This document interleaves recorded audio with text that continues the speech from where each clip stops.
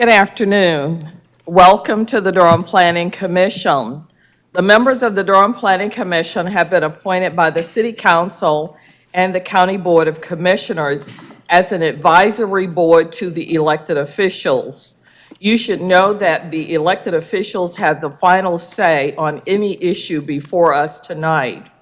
If you wish to speak on an agenda item tonight, please go to the table to my left and sign up to speak. For those of you who wish to speak, please state your name, your address clearly when you come to the podium. Please speak clearly and into the microphone. Each side, those speaking in favor of an item and those speaking in opposition to an item, will have 10 minutes to present for each side. The time will be divided among all persons wishing to speak. Finally, all motions are stated in the affirmative, so if a motion fails or ties, the recommendation is for denial. Thank you. Can we have the roll call, please? Commissioner Williams?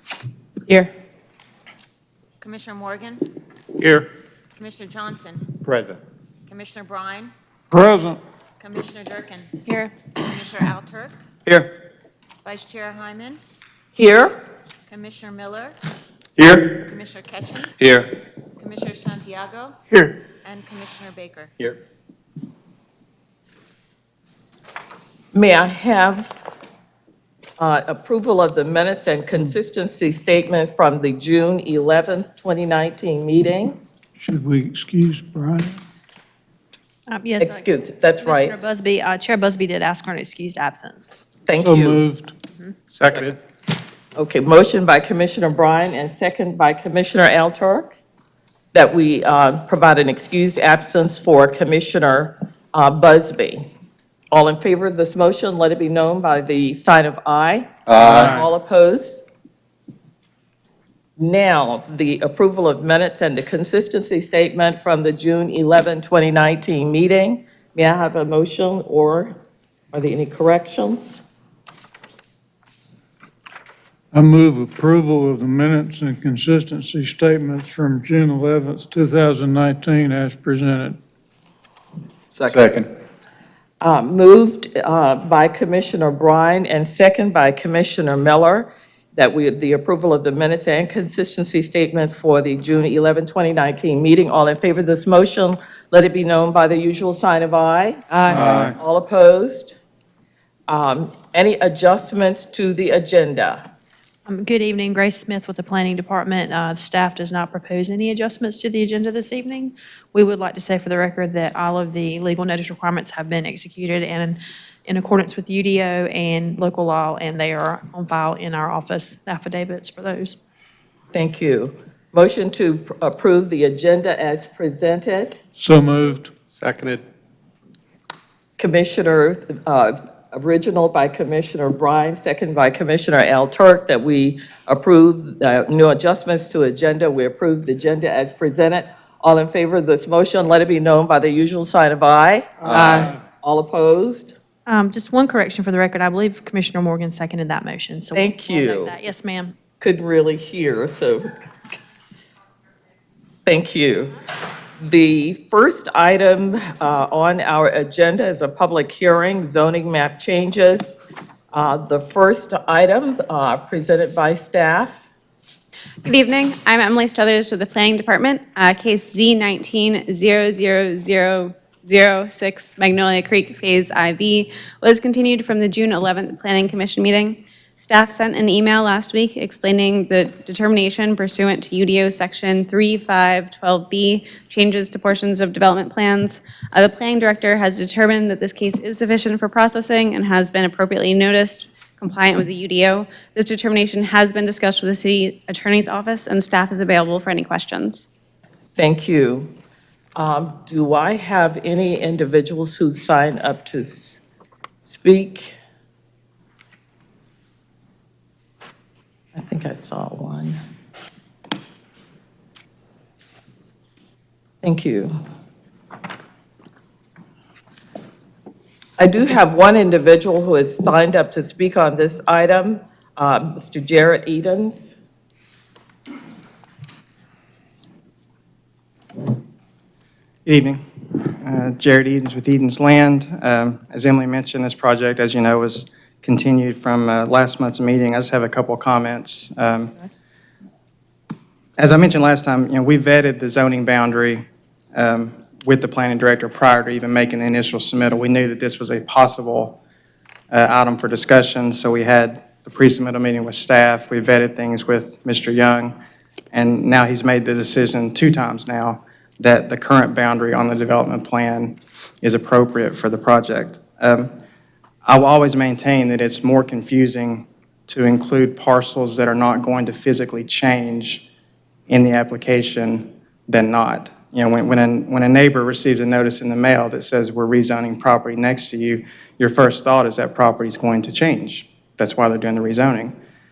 If we were to send out a notice for these hundreds of other properties that have already been platted, constructed, different homeowners on them already, it insinuates that all those parcels are going to be changing when they're not. And to me, that's much more confusing than the way we approach the project. Again, the parcels they're platted and built, they're owned by others. It's not normal to propose rezoning changes for property that we don't own or control. This would be proposing zoning changes to a bunch of other people's properties, again, that aren't going to change physically.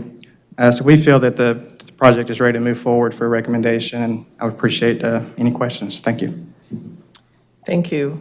Are there any, I do not have anybody else who has signed up, but if there are any other individuals who would like to speak at this time, you may do so or come forward. If not, I'm going to close the public hearing and give our commissioners an opportunity to ask questions. I'm going to start to my right. Are there any commissioners who would like to speak on this issue? Not to my right. I'm going to my left. Commissioner Miller, you can go ahead. Thank you, Madam Chair. I appreciate the staff sending us the provisions of the zoning ordinance that they think control here, but I have to say that I still think that there are significant procedural problems with the way this case is being handled. And my objections here are not based upon the merits of the case. I'm not reaching those at all. Here, my main problem is that under the North Carolina statutes, a minor change or a variation in the way zoning applies to a particular piece of property there's a way to handle that procedurally, and that's called the Board of Adjustment. The device is called a variance. And so if somebody wants to have a change in the way the zoning ordinance applies to their property, then you apply to the Board of Adjustment. And the Board of Adjustment is a quasi-judicial agency that applies standards to the request and decides whether or not the adjustment is warranted under the standards. And that's the way our statutory scheme works. In Durham, however, in this case, the staff reads our zoning code to say that 3.5.12b1 in the UDO gives that authority, the discretionary authority, to make a change in the way the zoning works to the planning director. And one, I don't believe this is lawful under North Carolina law. This is a variance by another name, and so consequently, in my opinion, and the change that I'm talking about is not to the change to the parcel, which is the subject of the rezoning, but it's to the remaining portion of the parcel, which is subject to the PDR of which the subject parcel is a part. We're essentially changing the zoning from 4.99 units an acre to 5.146 units an acre. It's not a big change. But it's not a question about size. It's a question about whether or not there's a change. And when you want to change, it's a variance question, or perhaps it is a use permit question if you set it up that way. But it's not something that, in my opinion, under North Carolina law, the enabling statutes that allow a city or a county to do zoning can vest in an individual like the planning director. So I have a problem with that. But even if state law did allow the planning director to permit minor deviations.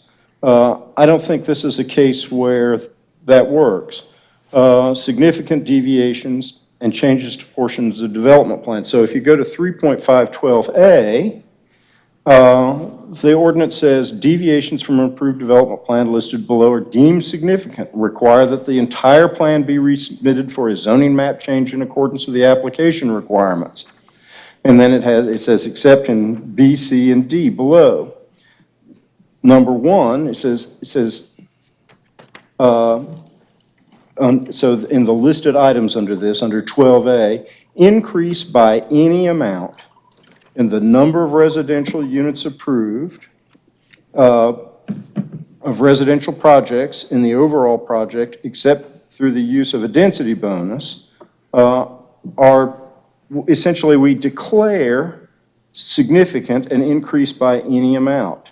And it's the words by any amount. It doesn't say by increase by more than a little bit. It says by any amount, any amount. And here the amount is 0.156 units an acre. That's any amount. Once the UDO has declared that to be significant, you cannot vest in the planning director the power to say that it's not significant. But that's not even what 3.1.12B1 does. It says the planning director can consider cumulative deviations and the impact in a significance assessment. And if it's deemed significant, the planning director shall determine whether it requires a zoning map change. In my opinion, under the rules of construction for reading code provisions, you cannot vest in an individual an unbridled discretion to change what's significant or not significant, when in an earlier section you have declared without wiggle room what is significant. So even if we allow that the planning director has some authority to make discretionary significance decisions, I don't think he can do it in the case where the requested change is an increase in the number of residential units by any amount. I think that shuts that portion of it down. And so for this reason, I don't believe that proceeding this way in this case is lawful. There are other ways to do it, but in my opinion, what we should be doing here is reconsidering the entire original development plan and a rezoning there, and to do it the proper way. That's the correct way, that's the safe way, that's the way that doesn't challenge the limited authority that the General Assembly has given the City of Durham in its zoning authority. It is a way that does not bring into conflict the readings of two separate sections of the UDO. I do not know how you can have a section in the UDO that says this is significant no matter what, and then say, but nevertheless, we're going to give the planning director the discretion to say what's significant and not significant.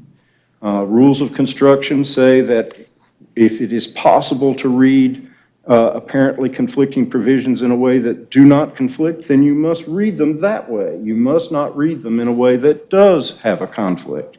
And so in this instance, while I understand the staff's position, I understand the planning director's position, I do not believe it is lawful procedure to handle this case where we are considering the rezoning of a portion of a larger property which is governed by a development plan in a way that changes the remaining portion of the development plan property by increasing the number of residential units, even by an amount so small as 0.156 units an acre. So I'm going to vote against this project for that reason. I'm not addressing what I would call the merit issues of whether this is a good or bad project. Thank you. Any other commissioners to my left would like to speak? I'd like to recognize Commissioner Johnson and then Commissioner Durkin. Thank you, Vice Chairwoman. So I guess so thank you, Commissioner Miller, for putting your stance to the commission, which leads to my question that I had, that I knew would come up from your comments, is that in the feedback that was provided to the commission, it stated that it was determined that the proposal or the request is feasible and can move forward. But my question initially was, so in moving from the 4.99 PDR to the now, under this request 5.11, that is being said to be okay due to the planning to whatever process you all went through to say that this is allowable? Is that makes the increase by the 0.15, whatever it is, PDR, acceptable? Am I correct in that logic? So, yeah, so to clarify, the 5.146 is a calculation based off of removing the area of the request. So the area of the request and the number of units from the previous, the legacy case, those numbers removed gave us that greater increase just based off of the calculation of it, but not the physical expression of it with the platted lots and the built out and site planned portions. So that is for the remaining area, as opposed to the proposed request is the subject of our, going from 4.990 to 7.899. Gotcha.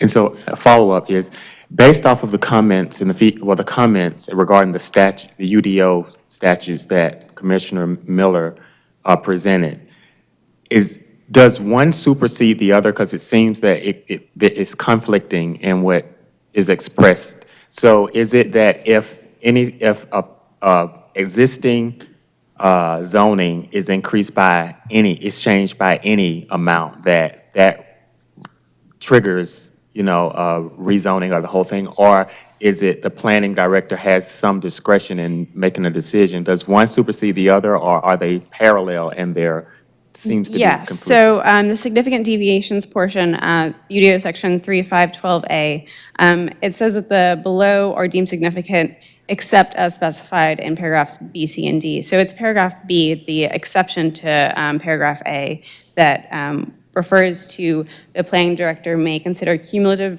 deviations and the impact on that portion on the overall development, so an overall significance assessment. So we assess the impact of the proposed development request on the overall, and the planning director determined that it did not meet that significance that would require for the full portion, for the full zoning plan to be redone, but just the portion of this request. And in that decision was arrived even taking into account the other UDO provision that says that if it's changed at all, that Yeah, so that's A1, and we're referring to the except as specified below, Gotcha. which would kind of jump us from section A to section B. Yeah, okay, thank you. Okay. Commissioner Durkin? Also a question for you, Emily. Sure. Did you raise this question with the law department, and if so, what was their response? So we met with city attorney's office, and they agreed with, they walked through these ordinance provisions, and they agreed that essentially the exception within A allows the planning director that significance assessment ability. So yes, they were on board with this decision. That makes me comfortable with the issue. Okay. The chair recognizes Commissioner Miller again. So hypothetically, if the change here had gone, instead of going from 4.99 to 5.146, it had gone from 4.99 to 7.5 units per acre, and the planning director said that that deviation was not significant, would that be okay? I'm not comfortable answering hypotheticals. I guess he would assess what physical impact as well as what hypothetical possible impact there could be with that change. It's just a different situation in that circumstance, I think. What standard governs, under these rules that we're looking at, governs the exercise of the planning director's discretion in determining what's significant? I believe it would be kind of a summary of A, as well as there's a little bit of flexibility in there probably, which is what's making you uncomfortable, I understand. So there's flexibility in A. Can you tell me where that is? Not A specifically, but in the significance assessment aspect. Please do. Grace Smith, Planning Department. At the end of the day, we've brought you a determination or an interpretation, if you will, from the planning director. If there's a disagreement about that, there would be the option for one to appeal that interpretation. Emily and I brought the information tonight. We've emailed it prior to the meeting. That's, you can vote on it whichever way you feel fit. We understand your questions, but we did take this and we brought it back with the information that you asked for, and that was the conclusion that we were given to present. If I may. So my concern here is even if the statutes allowed this, which they don't, even if that happened, there's nothing in 3.5.12b1 that says what's significant or not significant. It's up to the planning director. And if the planning director has the discretionary authority to decide what's significant and not significant, then what is the meaning of 3.5.12a that declares any increase in the number of units is significant?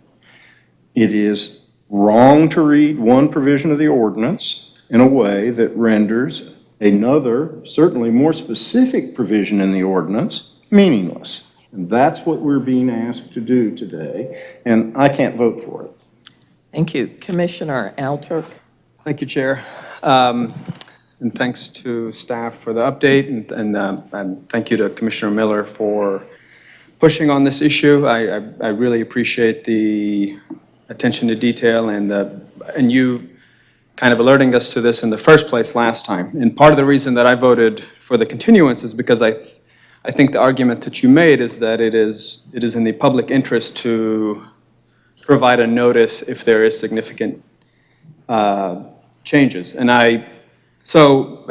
on this question of whether this is significant or not, I cannot say from a legal standpoint whether it is or not. And I think you're right to say that it looks like the ordinance is fuzzy on this, but I guess from a practical standpoint, I do not think this is a significant deviation, and I'm going to vote on this based on the merits of the case. I think this is a reasonable development. I think it is, a PDR close to 8 units an acre. It's, relatively congruent with the surrounding areas, and so, I don't see any traffic concerns from our staff report. So based on the merits, I'm going to vote in favor of this, and I'm comforted by the fact the city attorney's office has reviewed this. Again, I'm still glad that Commissioner Miller is alerting us to this, and I hope that, and I guess if the developer is comfortable and the applicant is comfortable moving forward with this, then I'm going to vote in favor of this. Thank you. Are there any other commissioners who would like to speak on this issue? If not, hearing none, I'm going to close the public hearing, and I'm ready for a motion. Madam Chair, I move that we send case Z19-06 Magnolia Creek Phase 4 forward to the City Council with a favorable recommendation. This is a City Council case. Forward to the City Council with a favorable recommendation. Second. Okay. I heard a second. Okay, Commissioner Bryan. Okay, motion by Commissioner Miller and second by Commissioner Bryan that we move item Z19-00006 Magnolia Creek Phase 4 forward to the City Council with a favorable recommendation. May I have a roll call, please? Commissioner Williams? No. Commissioner Morgan? Yes. Commissioner Johnson? Yes. Commissioner Bryan? Yes. Commissioner Durkin? Yes. Commissioner Alturk? Yes. Vice Chair Hyman? Yes. Commissioner Miller? No. Commissioner Ketchen? Yes. Commissioner Santiago? Yes. And Commissioner Baker? Nope. Motion passes 8-3. Thank you. Our next item, public hearing, Chalk Level Road. We're ready for the staff report.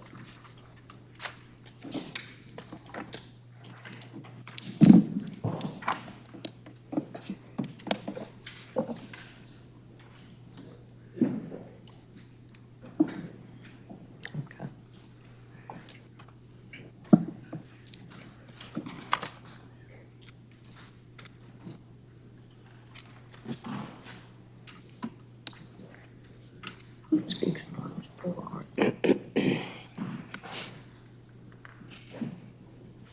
Good evening. I'm Jamie Sunyak with the Planning Department. I will be presenting case number Z1900007, Chalk Level Road.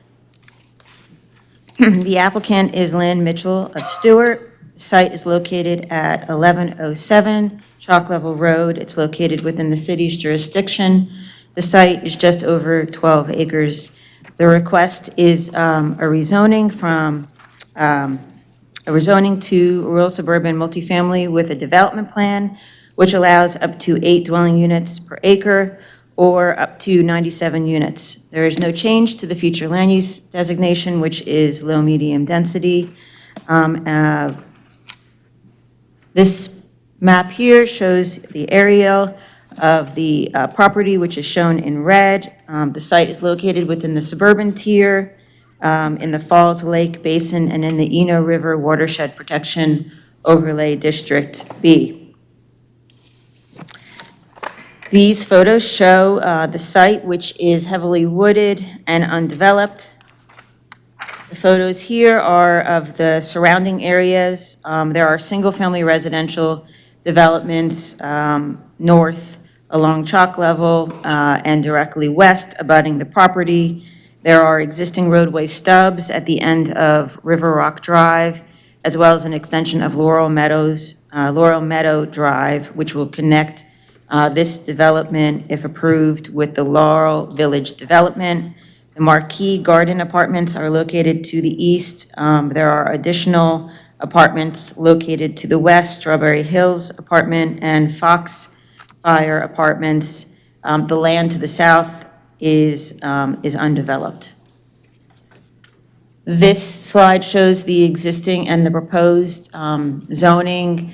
As you can see, maybe not so clearly, the property is currently zoned residential suburban 10, and the applicant proposes to change the designation to residential suburban multifamily with a development plan. This shows the future land use designation of the site, which is currently low-medium density, which allows a density of 4 to 8 dwelling units, which is consistent with the rezoning request. The development plan shows a number of site access points. It provides project boundary buffers, the building and parking envelope, the tree coverage areas, as well as the maximum impervious coverage. A summary of the key committed elements. The plan includes dedicating additional right-of-way along the southern property line for future alignment with Laurel Meadows Road. Sidewalk along the south side of Chalk Level Road, along some of the adjacent frontages, as well as a bus pullout and pad bus shelter on the south side of Chalk Level Road. In terms of consistency with the comp plan and its policies, staff finds that the requested designation is compatible with the present future land use map. It serves as an appropriate transition between the Laurel Village single-family neighborhood to the west and the Marquee Garden Apartments to the east, as well as the neighboring single-family development pattern to the north. The roadway stubs were put in place at the end of River Rock Drive and Laurel Meadows Drive to accommodate growth and provide interconnectivity to this site. There is adequate transportation and utility infrastructures to serve this site, as well as transit service provided along Chalk Level Road via Go Durham's Route 9 and 9A. And as mentioned, the applicant will be providing a sidewalk along the property frontage to ensure that there's no sidewalk gap on chalk level. Staff determines that this request is consistent with the comprehensive plan and other policies and ordinances, and I'll be happy to answer any questions that you have. Thank you. I do have individuals who have signed up to speak. The first individual, Robert Shunk, who has signed up to speak for. All additional people have signed up to speak against, and I'll call them in order.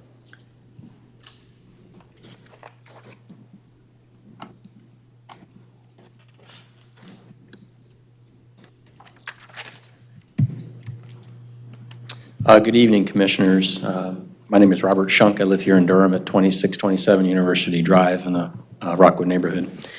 I'm here tonight representing Keith Greenwood here with Eagle Point Properties and joined by Lynn Mitchell, who's a landscape architect with Stewart. Jamie, thanks for a very thorough presentation. I won't recite all the things that she's already presented to you tonight. Keith, Lynn, and myself did hold a neighborhood meeting prior to submitting this development plan. Some of those neighbors we met with are here with us tonight as well. I'll give you some of the highlights of that neighborhood meeting. We heard a lot of concern about traffic and speed on Chalk Level Road. It is a very wide, wide roadway, allowing higher speeds. Looking at the staff report from Bill Judge, we concluded from that in terms of the volume of traffic, there still is quite a bit of available capacity. So, we urge the neighbors to at least reach out to the local precinct to, get some speed control, set up on that road. One of the big topics too was the stub to the west there to River Rock Drive. Because River Rock and Laurel Meadows Drive was built as stub streets, the Durham ordinance requires that we make connections into all cardinal directions. For this development going from a 31-unit development to something 3 times as much as that, obviously that raised a large concern, which we sympathize with them, but also understand that that's an ordinance requirement. To help try to mitigate some of that, at least in the future, as Jamie mentioned, the track to the south is vacant. We're required to have a stub to the south, so what our objective there was to make that southern stub as close to Laurel Meadows Drive as possible. So if that track to the south were developed, hopefully people would view Laurel Meadows Drive out to Stadium as a quicker route. And of course, they have Chalk Level Road. Regarding the bus stop that we're committing to build, we did reach out to Go Triangle. They did come back and say they do want a bus stop, because sometimes during a zoning, it's build one if they ask, but they certainly said that they did want one, so that'll be a commitment we follow through on. Another thing had to do with crime in the area. About some of the apartment complexes to our east and also west of Stadium Drive. Keith and I did attend the Durham Partners Against Crime meeting in June. We spoke with the new captain in the precinct there. They told us that a lot of the crime that exists there exists in certainly several other parts in Durham. But did not call it out as being, any higher or any worse than it is in other areas. Keith, having about 25 years of providing workforce housing and affordable housing, is considering, to build some type of, some percentage of affordable housing as defined by the city ordinance. But at this time, we have not determined the degree for which, we will build, how many of the units will be, affordable. At the neighborhood meeting, we did speak about providing for sale units. At this time, as he's done more market research and as we continue, that may change to provide rentals. In closing, We're looking to take a 31-unit, single-family housing development and help close the gap of Durham's housing shortage in this price range, lower price range to help close the housing gap that does exist here in Durham. I'm available for any questions, and I'll leave the remaining time for any rebuttal, for any comments that might arise from any other comments. Thanks. Thank you. I do have 4 individuals who have signed up to speak, got about 2.5 minutes each. The first person is Christine Costello. The second one is Brenda McDonald.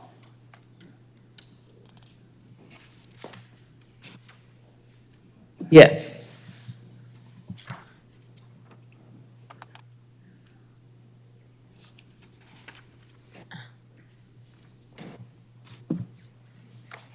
I am Christine Castillo. I live on Shaftesbury Street, just north of the proposed apartment buildings. When I moved there 10-plus years ago, it's just a low-key but accessible single-family home or neighborhood of single-family homes. And it's where, we've tried to raise kids and hopefully retire there eventually. We moved there knowing that it's could be, built on one day, but it was labeled for, other single-family homes, at most townhomes. But with the proposal of, I think I read was up to 97 units per acre, I believe that's right? Close. Is that, and yeah, up to 97 units per acre, which, ballpark, that's what, 600-700 units? Yeah, it very much matters, simply because we deal with what is known in Durham as Old British Woods, about a block down. That's about 600-700 units right there. Then we have on the other side, Strawberry Hill. That's another, I think it's ballpark 500-600 units. Cherry Crest Drive is also down there. Foxfire is right there. We're all talking just, blocks from each other, 2-3 blocks from each other. And now we're going to put even way more right there in the middle between all those. See, the thing is we've come so far, and I've been in the middle of it, volunteering with the local sports organization with what used to be Holt, trying to keep, kids playing basketball and soccer and keep them off the street and keep them busy. But to have multiple, like thousands upon thousands of kids just right there in the same blocks, and I come from another place where, to me, they kind of do it well. They have some commercial, some lower income, some middle income, and it's usually kind of right in the same area. But you're talking put a lot of lower income people all in the same place. I don't see how it can be successful. And I care. I give 2 dams. I really care about Durham. Thank I don't you. want to see this happen. Thank you, Ms. Castillo. I think there was a correction, Because I said damn. a staff correction to some numbers. Yes, I just, Jamie Sunyak with the Planning Department, I just wanted to clarify, it's up to 8 units per acre yielding 97 units, not 97 units per acre. Thank you. Okay, thank you. Brenda McDonald.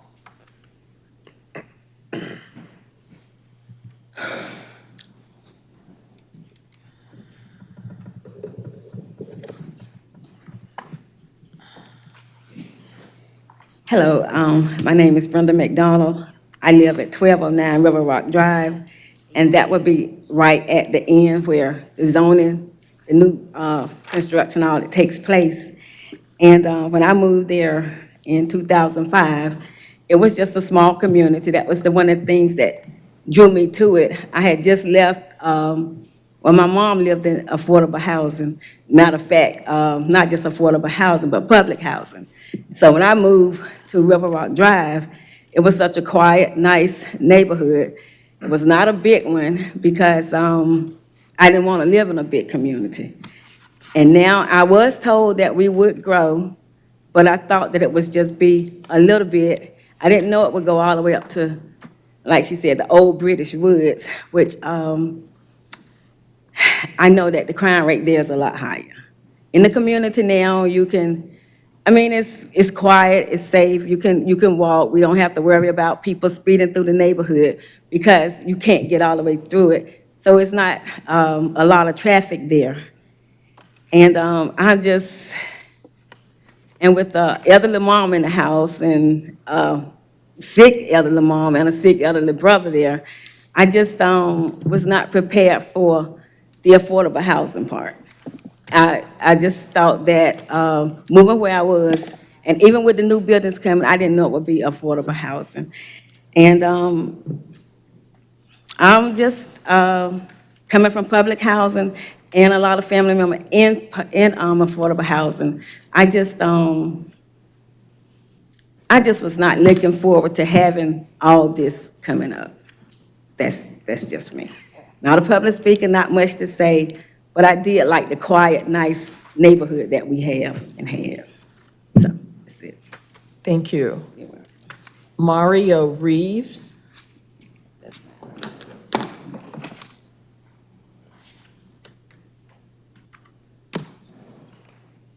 Mr. Reeves?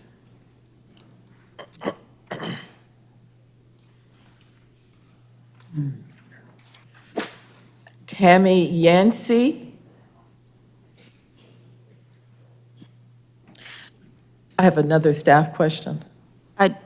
Just a point of clarification too, and I hate to kind of interrupt the flow, but at this time, there is no commitment for affordable housing. I just also wanted to make that clear. While the applicant did say that they are considering that, there is no commitment on the plan to affordable housing that we are aware of. Thank you. Tammy Yancey? Yes, hello, my name is Tammy Yancey. I live at 2209 Elk River Drive. Again, with Brenda and Christina, I kind of piggyback off of what they're saying about the traffic. And when I moved into the area, I moved in 2005 as well. It was just a quiet neighborhood. I did move from Strawberry Hill, and when I saw the new development and it looked really nice, and I knew it was going to be a small development, I knew that's where I wanted to stay. And now the potential of having 97 more units around and the opening up of the neighborhood is kind of concerning because we do have children in the neighborhood, and I know the traffic is people are going to use that as a throughway to get from one area to the next. So I do have some concerns about that. And just, I like to see the nature, the trees and the animals in the neighborhood. When the buildings takes place, I know that all of that is going to go away. So I'm just really against this whole zoning, rezoning to have a multifamily unit. Single family, I would be kind of okay with that, and definitely not affordable housing. So that's what I want to say. Once again, Mario Reeves.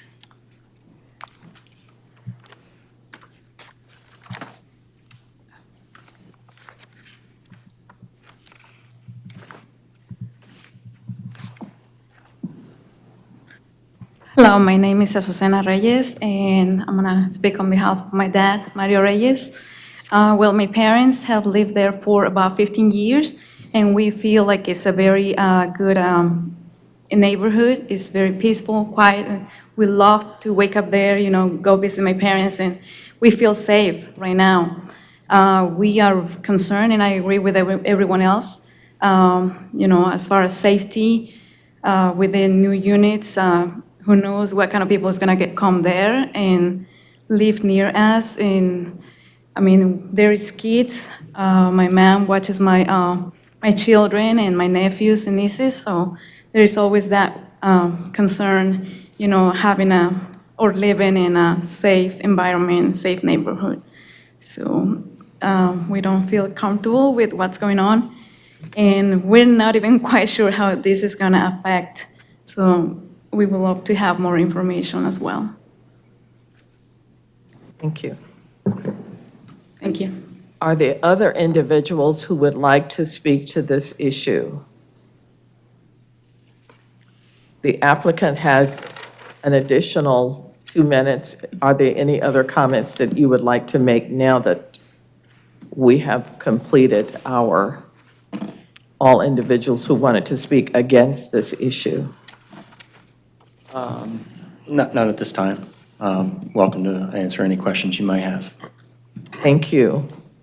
I'm going to close the public hearing at this time and give our commissioners an opportunity to ask questions. I'm going to start, am I right? Okay.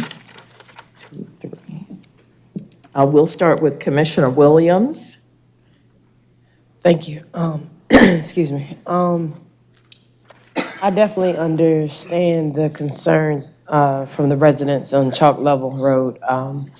Though it seems that the capacity to travel up and down Chalk Level Road can handle anything you throw at it, that is a grossly inaccurate statement.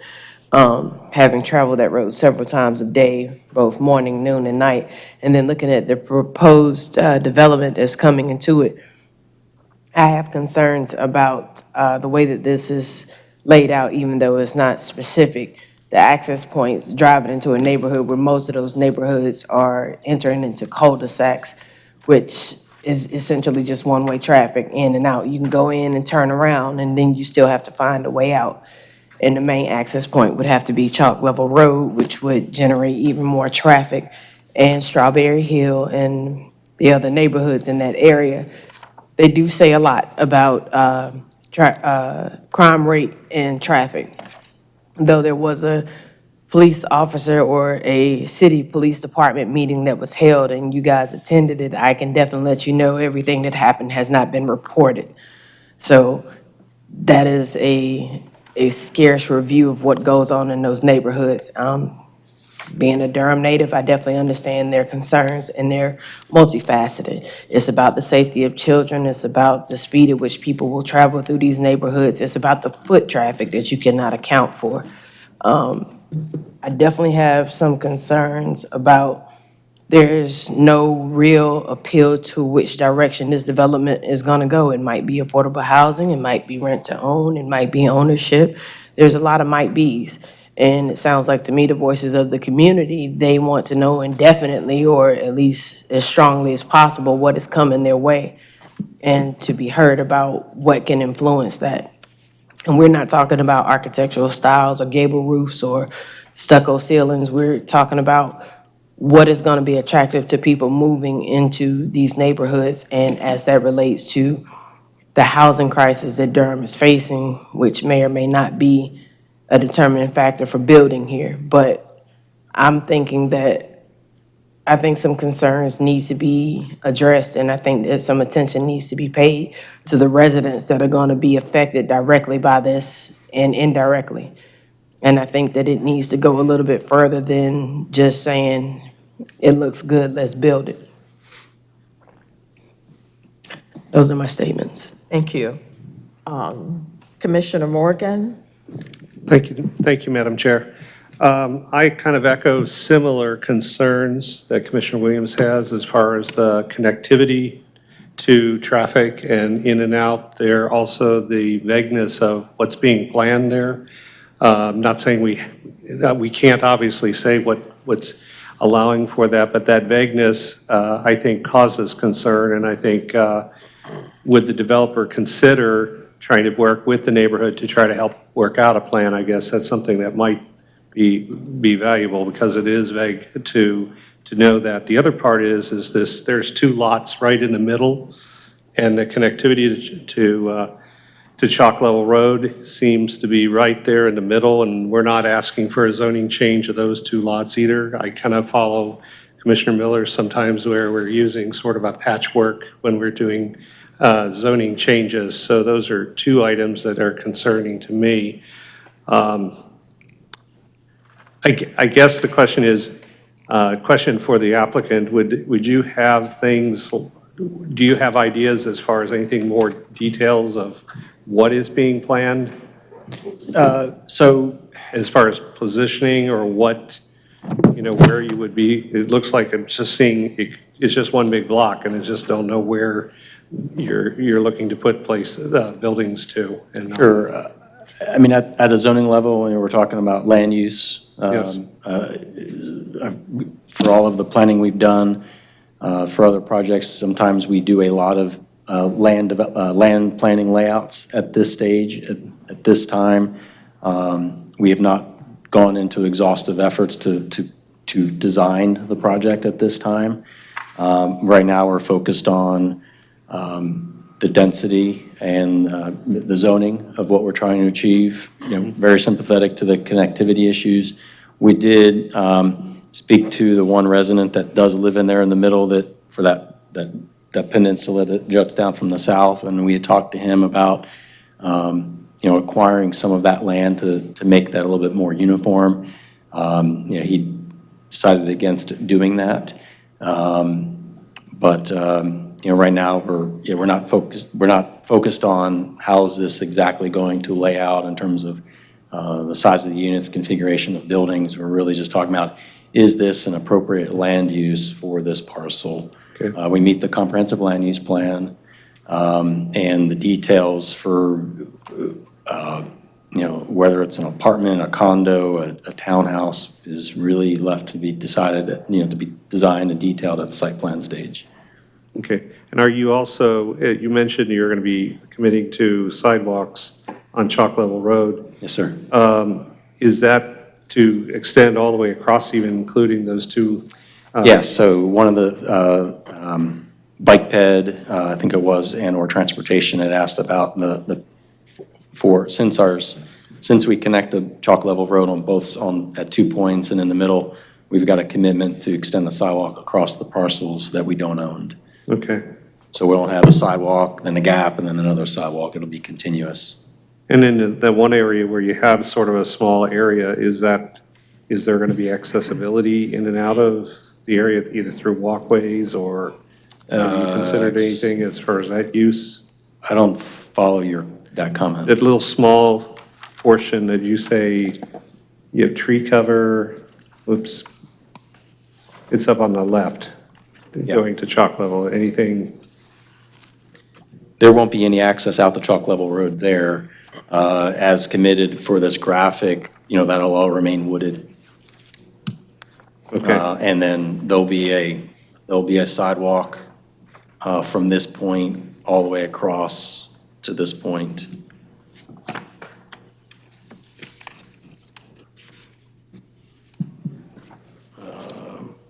Just want to verify one.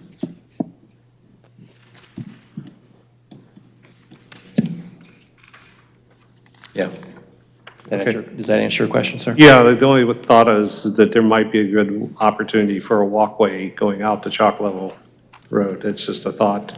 Sure, that type of use would be allowed outside of that hatched area, inside the dashed line that just identifies the building and parking lot envelope.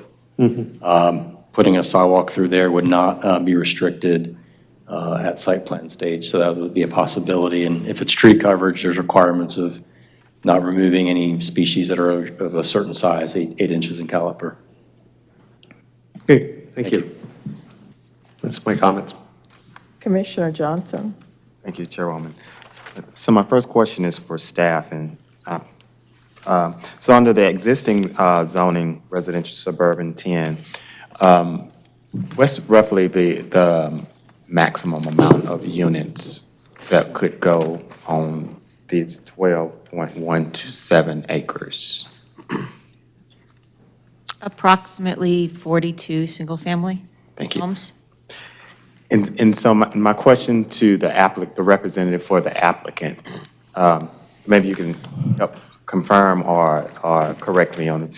And so under the request, you are allowed up to 97 units based on the proposed requested zoning change. In order for this to be economically viable for you, I'm sure you've done some kind of math or whatnot. Do you have any sense of what the price point would have to be, say, at a minimum for this development proposal to make sense for you, assuming that you would do 97 units? So since I'm the landscape architect, I have not. Okay. Have anyone on your team? Do you care to speak at all? Yeah, Commissioner, our whole goal is what we call affordable, whether it's designated affordable by the city or just affordable, which is below the average of what everybody else is out there. That's kind of what we do. So, we're doing a big project with the city of Raleigh right now downtown, and our emphasis is on affordable housing. It's not the $400,000 or $500,000, $600,000 homes that a lot of people can't afford, because a lot of people can't afford those homes, and that's why this piece was attractive to us, simply because we could deliver quality housing at an affordable price, whether that's a lease or a purchase. So to answer your question, I think if we did for sale housing and single family, the numbers really wouldn't work based on the cost of the land. I guess they could work, but we would have to build homes that are beyond, I think, the average and what a lot of people couldn't afford. And our goal as a company is to build, not discriminate against people that can't afford the $400,000 or $500,000 homes, but they want quality, housing. They've got good jobs, and that's kind of what our goal is here. So, and that's why we're looking to do this kind of housing.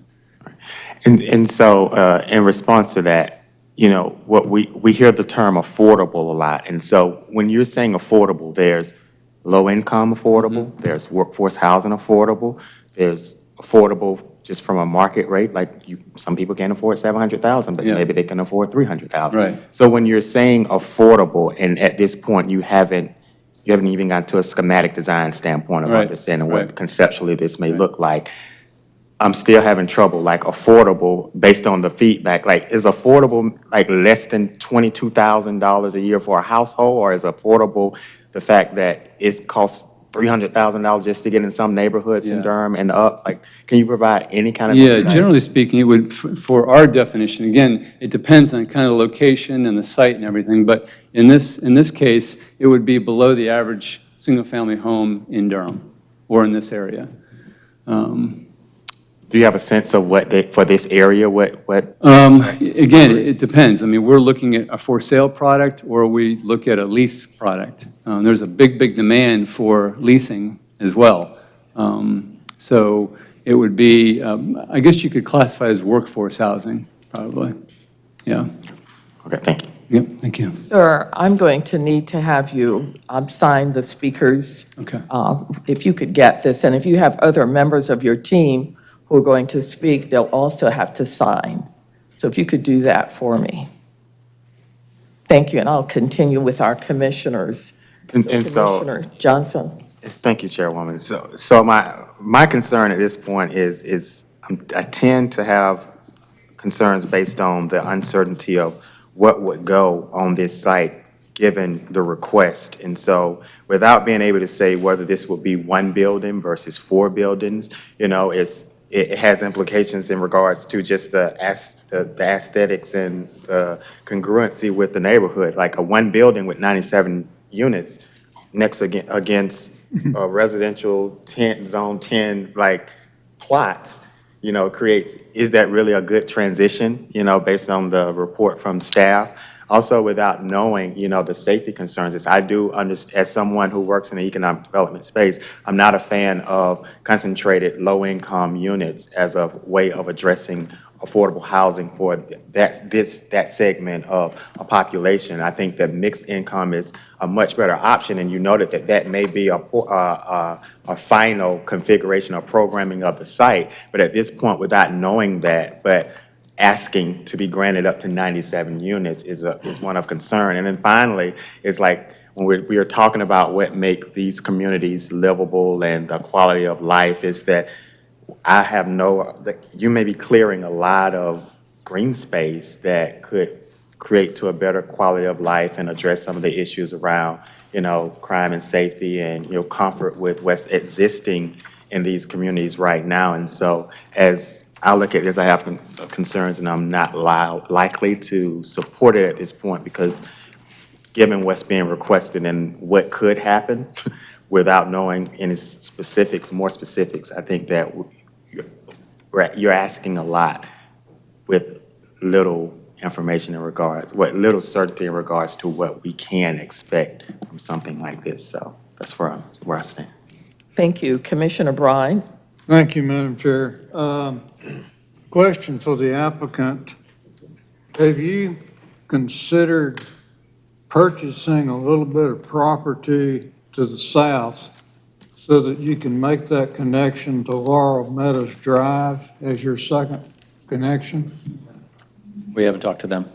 Well, I think that connecting to River Rock Drive, which ends in a cul-de-sac, is, to me, incredibly stupid. And because anybody that comes out that way or goes in that way is going to have to go down Elk River Drive and get to Laurel Meadows to get out to anywhere. So why not just go directly to Laurel Meadows? Yeah, I don't, Mr. Bryan, I don't disagree that having to connect to both River Rock Drive and Laurel Meadows is not great design. Obviously, we're presented with what, stubs are provided to us in the ordinance, and the ordinance says if there is a stub, you shall connect. The ordinance does not, and correct me if I'm wrong, planning staff, the ordinance doesn't give us the luxury of saying, hey, there's a stub there, just put a cul-de-sac in and go to the next one. But no, and that's, for your very concern, I could have, the stub on the southern border of the property, I could have easily put that in the middle, squarely in the middle, but the intent was to put it as far west as possible, such that, if and when that southern track's developed, that can go out there. And I think anybody would agree that if I can go to Lower Meadows and straight out to Stadium, makes more sense versus, the more, all the lefts and rights that got to be made going down River Rock. I just, I think River Rock is a bad connection, and I think most of your traffic might try to find its way to Chalk Level. And I worry about the streets and the driveways that are also coming in the vicinity of where your entrance would be. Mm-hmm. I just think it's a bad setup. Thank you, Commissioner Bryan. Commissioner Durkin? I have a question. I have a couple questions for the applicant. One is a boring one about the status of your easements for the sidewalk on those two parcels in the middle. Where are you with the status of getting easements from those property owners? We don't have any easements required. I mean, the sidewalk will be in the public right-of-way. Well, it says on the text commitments that they're subject to the obtaining temporary grading easements from the adjacent property owner. Yeah, and typically what that is should, again, at site plan level, we're not designing it, but at times, sometimes you need to go 6 inches, maybe a couple of feet outside the right-of-way to just taper in the grades. We have not spoken to the residents about. So you don't know that those are even applicable at this point? We don't know if we need easements, nor do we know if they're willing to provide those temporary easements. It seems we're doing one over on another site that we've rezoned last year, and the owner we had the same language in there, and that owner was insistent that I want a sidewalk out front. So it seemed like a very plausible thing that would occur. Great. That's my boring question. No, I have others. About the affordable housing, I don't think it's a big secret that I like affordable housing, and I would like to encourage the development of it in Durham especially. I have questions, though, about there seems to be some murkiness about what your client means about affordable housing here. Typically, affordable housing is rental or ownership, but if we're looking at rental, affordable to people at incomes of 60% of the area median income, meaning that it's affordable that they would pay 30% of their income towards the housing. So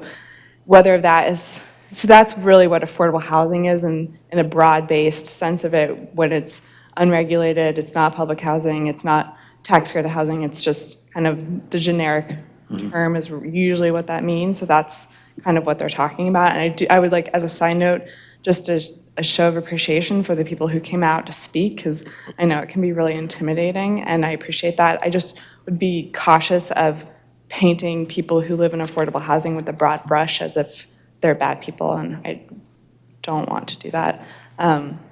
Sure. So when Keith came to us to talk about the development of this project, we did. It's okay. You may continue. Thank you. We did discuss the ordinance provisions and the language in the ordinance about providing housing to 60% median income. And we've talked about city council's desire to provide housing at the 60% median income. So that is a desire. How much of it right now is yet to be determined, but the idea would be is to provide workforce housing for the teachers, the firemen, the nurses, entry-level landscape architects from 20 years ago. Are we looking at doing 30% median income? No. I mean, we feel like the, community housing is working to filling that gap.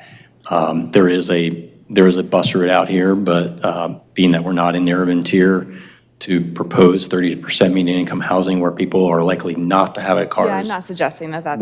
That's not what we're doing. But yes, do we intend to present a commitment to city council when those conversations begin about providing a certain percentage of, at 60% median income? The answer is yes. Okay, and so would that be using the affordable housing density bonus? Possibly. And so I'm fine if the answer is yes, but there's a potential that it could go beyond 97, or does the cap at 97 take that into account? That provision would allow us to go above the 97 units, yes. Okay. One question for staff, just to hopefully further clarify what 60% of AMI is do you have that number for Durham?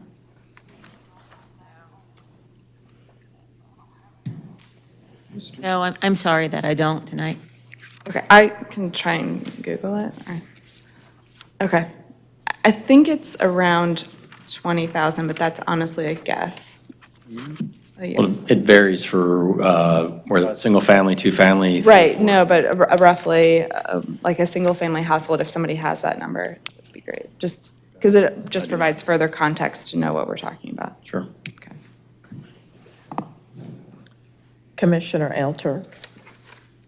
Thank you, Chair. Can I follow up on Commissioner O'Brien's question about River Rock? This is to staff. So even if there is this, even if they acquired land south of here and there was still this entrance number 3 right there, they would still have to have entrance number 2 be there at River Rock Drive, is that right? Right. Okay, and okay, yeah. So even if they, all right, thank you.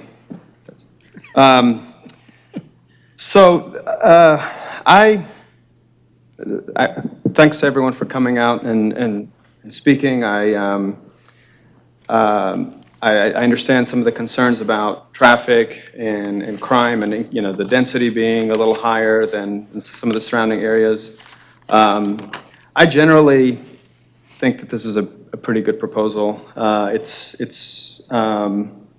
And I'll say the couple of reasons why I think it is. One, I think the fact that, I don't think we should be, it is difficult because the applicant is not committing to affordable housing one way or another. And so I am a little hesitant about supporting something when there's still some plans in the works possibly, and then that could increase the density. But the fact that the developer is considering, workforce housing, let's say it's 100 or 120% of AMI, that's, to me, that is, I think, a laudable goal, and I appreciate that. I think the fact that it is on a bus line, and, that there is this commitment to build a bus shelter, someone who uses Go Durham every day, I would really like it if a developer said, oh, we'll develop or build a bus shelter close to where you are. And I think it's nice to be able to provide, more density around public transportation, and I think this does that. The fact that people can get to downtown Durham in 10 minutes on the number 9 bus is something we should, I think it's something I appreciate. A couple of other things. This may seem like a small thing to some, but I want to note that BPAC asked the developer, so we have an advisory commission that advises us on pedestrian and bike issues, and they asked the developer to provide sidewalk, probably about 200, it looks like 200 feet of extra sidewalk, not on the site, but that is on Chalk Level Road. And that request typically goes, developers typically brush BPAC off, and they brush us off, and we don't really push on that. It's because I don't know if we can legally, but the fact that the applicant is committing to building sidewalk outside of the site, I think is not an insignificant commitment. So I like that. So those are some of the things. I mean, I appreciate the stub being very close to Laurel Meadows Drive, and I think it would be great if, they could acquire some of the lands south of that to be able to connect. I guess my main concern is still this, this kind of fuzziness about what will go here. And I do think that it would be nice for us to have some clarity on whether, you will provide some, what kind of housing you would provide here. Maybe there are ways to alleviate some of the traffic concerns. I don't know if there are ways to commit to, speed bumps or something like that, or I'm not sure what that could be, but, if there was more of that. But generally, I'm in favor of a development like this. I think it strikes a good balance of what we're aiming for. I think that, the traffic is a concern, but at least, and I understand that, the numbers can lie sometimes, but it does look like there's some capacity there for vehicle traffic. And, this is not a significant increase over what could be developed if this was developed under RS10. So this would go just, for everyone's benefit, right? They could build, like Commissioner Johnson asked, they could build 42 single-family lots, and they're proposing 97 multifamily lots, or units, so it's not a huge increase. So for that, I'm generally in favor of this. I'll leave my comments there. Thank you, Commissioner Al Turk. I'll start with Commissioner Baker. So some of the language that I was just hearing from my fellow colleagues up here, vagueness, uncertainty, unclear, fuzziness, I think that what we're stuck with here is a decision between a bad zoning district and a decision between another bad zoning district, and that makes a very difficult decision for us up here, and one that we face almost every single time that there is an application for rezoning. There just aren't very many standards. We have a lack of connectivity standards, a lack of block length standards, not very good park standards, very little or no sustainability standards, green building standards, and on and on and on, and that makes it very difficult. Ordinarily, we wouldn't need to know what was on the site. It wouldn't really matter, and really that's not what's before us. What's before us is making a decision about whether, and the applicant actually pointed this out, whether this is appropriate or not. And ordinarily, that's all we would need to know is what is generally the zoning district that we are going to be looking at here, and then we could leave the standards to staff to implement. Unfortunately, those standards aren't there. And so I think that there's a lot of feeling up here that that's not good enough, and that we know that we're building something over and over and over in this city that's simply unsustainable. And that is in the context of what's happening globally and nationally about climate change and everything else. We've got a housing crisis. There are all these other things that are coming together, and then we have one application after the other, and we have vagueness and uncertainty and lack of clarity and fuzziness. And so I often find myself in a position of voting against applications, even when I don't think that the existing zoning is appropriate. And so what we really need are standards. We need better standards. And in the meantime, we can't, on development plans, necessarily base our vote on the commitments that are being made by the applicant. But we can say the direction that we would like the applicant to be going. And so that's what I'm going to do. I'm going to say, my vote is not based on the commitments that are being made, but I do think that it's important that we have sustainability, that that's addressed, that we have affordable housing, that that's addressed, that we have more connectivity, that's very important. And so these are the issues that we care about, and these are the ones that we need to keep talking about. And even though we can't make our decision based on those issues, we can keep talking about them until the standards are put in place in the UDO, or we start getting applicants coming before us, giving us the commitments for the things that are important and that we know we need to be pushing forward. Just one little thing that I wanted to touch on. It was mentioned, well, one thing that Commissioner Al-Turk brought up, which is that the applicant has committed to building a sidewalk on a portion of the lot that is not theirs. I do think that that's worthy of praise, and it's unfortunate that we have to praise that. But that's the situation that we're in because of the lack of standards and requirements that we have here. I do have a disagreement about the not wanting to have a connection to River Rock Drive. I think that that's important. We need to have as many possible connections as we can. So that's actually a good standard in my view. And I think that it's better according to best practices. I think that density is fine. I think that traffic is fine. I think that speed is a problem. I think that poor character and lack of walkability is a problem. But I don't think that density and traffic are necessarily bad things. In some cases, they can be very good things. And I do have two small questions for the applicant.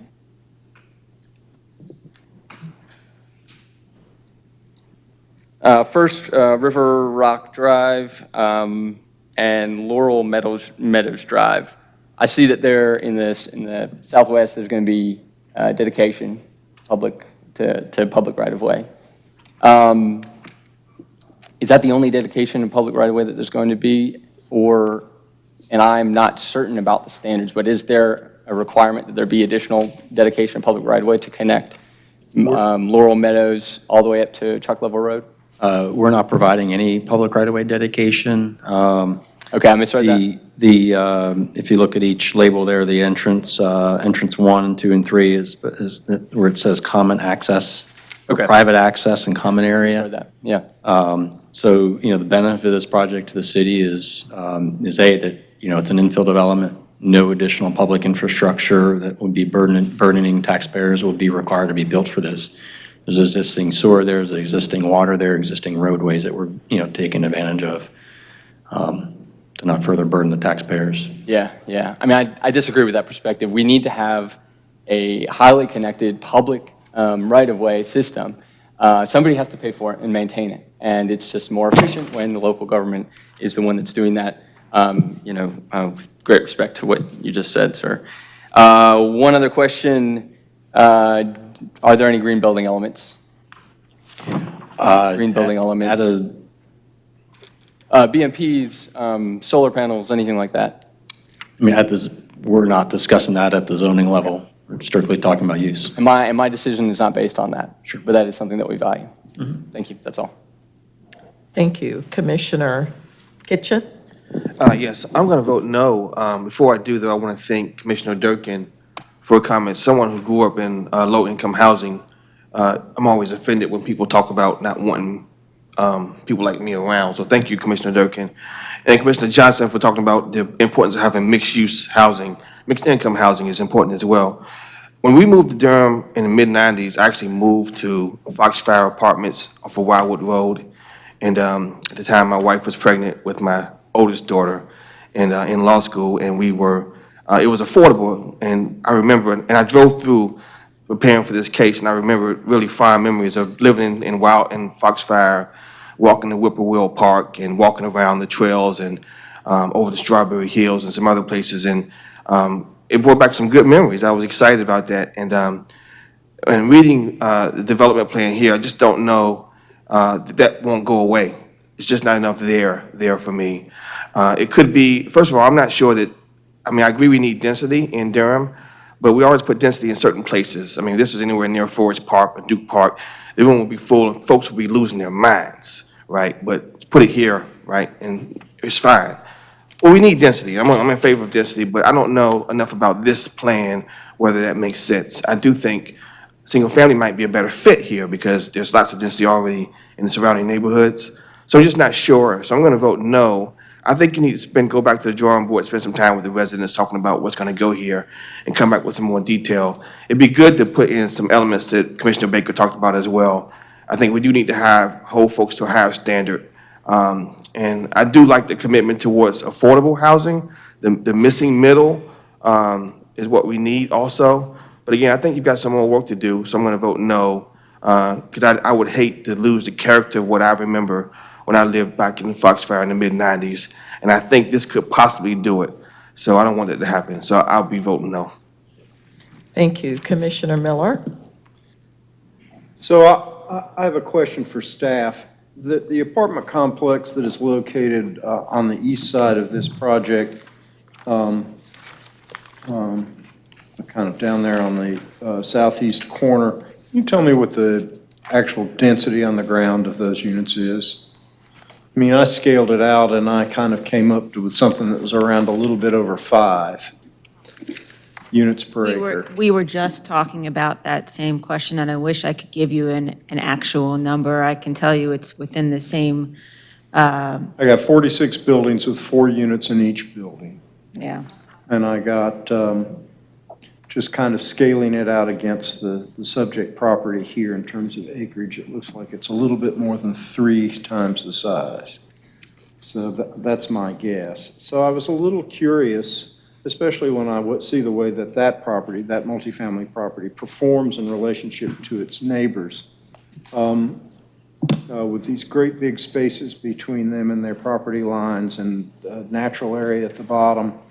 I'm a little bit concerned when in the staff report it was said that somehow what's being proposed for the subject property is going to be a transition, when in fact I don't see it as a transition at all. I see it as an intensification of use compared to the apartment complex that's already in the community. And so I just wanted to point that out. I believe in having step-ups and step-downs between contrasting uses. I also believe that that we need to really look at the way areas function. I look at this development project, I listen to the way the developer has answered the questions, and I have to draw the conclusion is that this developer doesn't actually plan to build anything. That this is a rezoning to make this property more attractive for sale or perhaps for finding someone else to come in as a development partner. And so there's a reluctance to make commitments. And we do have tools in the toolbox here that could develop this piece of property in a different form than single-family homes, that could develop this property in a way that fit in better and made the surrounding neighbors more comfortable, but we're not using any of them. We spent a lot of time talking about affordability, but in fact, there is no affordability commitment here, and you've heard me say over and over again, let's not jump at this every time a developer comes and stands at that microphone and starts talking about affordability with no commitment, because the simple truth is, the law of the state requires us to assume when we vote for a project that it will be developed to the max. So that means in this case to me that it's going to be market housing without a commitment. And if they're still wondering about whether or not to make a commitment, well then let's send this project back and bring it to us when all the elements of the project are here for us to analyze and evaluate, and that the community can analyze and evaluate. Because if this project came back with this number of units and some better descriptions about form and materials and organization on the ground and some of these other things, and there was an affordability commitment, I could be swung from an opponent to a supporter. But right now, I'm an opponent. And it ultimately boils down to the developer owns the land here, and they get to make the choices. But the zoning belongs to the community. And it's not unreasonable for the community to look to the zoning and the zoning authority, of which we are a part, for protection and reliability. Under North Carolina law, zoning is the police power. It's valid only if it protects. And the people it's supposed to protect in this instance are the people who are here who are against this project. What they feel about this project matters. It matters to me. I might disagree with them, but the fact that they care and what they want for their community is something I think we have to throw in the balance and weigh out. We have this tendency to think that somehow zoning is between the city of Durham and the developer, when in fact the people who rely on the zoning for the community that they put together with their lives and their treasure, all these things sound corny, but they matter most to me. And for this reason, I'm voting against this project. Thank you. Thank you, Commissioner Miller. Commissioner Alturk. Thank you, Chair. I'd like to ask the applicant whether they would consider taking more time to do some of the things that, or clarify some of the things that a lot of us have brought up already. Yeah, I'm sorry. If I had known that you wanted specifics, materials, layouts, I would have done that. I thought this was just a zoning issue, so I apologize. I've not worked in Durham before, but to make assumptions without specifics, I think also that's a wrong assumption on your part. I'd be happy to come back with specifics. If that's what you want, I'll be happy to do that. Including some, I'm sorry, go ahead. Yeah, whatever we know what we want to do. It's a question of whether you all will, agree to allow us to do it. That's all. Well, I think part of it is, it's not, there's one issue that has come up quite a bit is this question of, affordability and whether you would actually make that a commitment or whether that's just, as Commissioner Miller and others have noted, just some language. Words. Yeah, I'm kind of, that's okay. Yes, we're definitely, that's the whole goal of this project, affordability. Okay, and then the other, I think the other thing that I think would make a lot of us comfortable is to, well, this is a dense, definitely more dense than the surrounding neighborhood, and so I think if there's some consideration into making it a little bit less dense and making the numbers work, I think that would ease, some of my some of my fellow commissioners' concerns, maybe more so than me, but I think that would really help in trying to talk to the community about what makes sense for them as well. But I think, again, I generally like this kind of, or what you're proposing, but there's too many uncertainties, I think, to make a lot of us feel comfortable voting for it. So I would prefer to delay it than vote against it. Okay, yeah, I appreciate that, and we'll come back with the details you all expressed and want.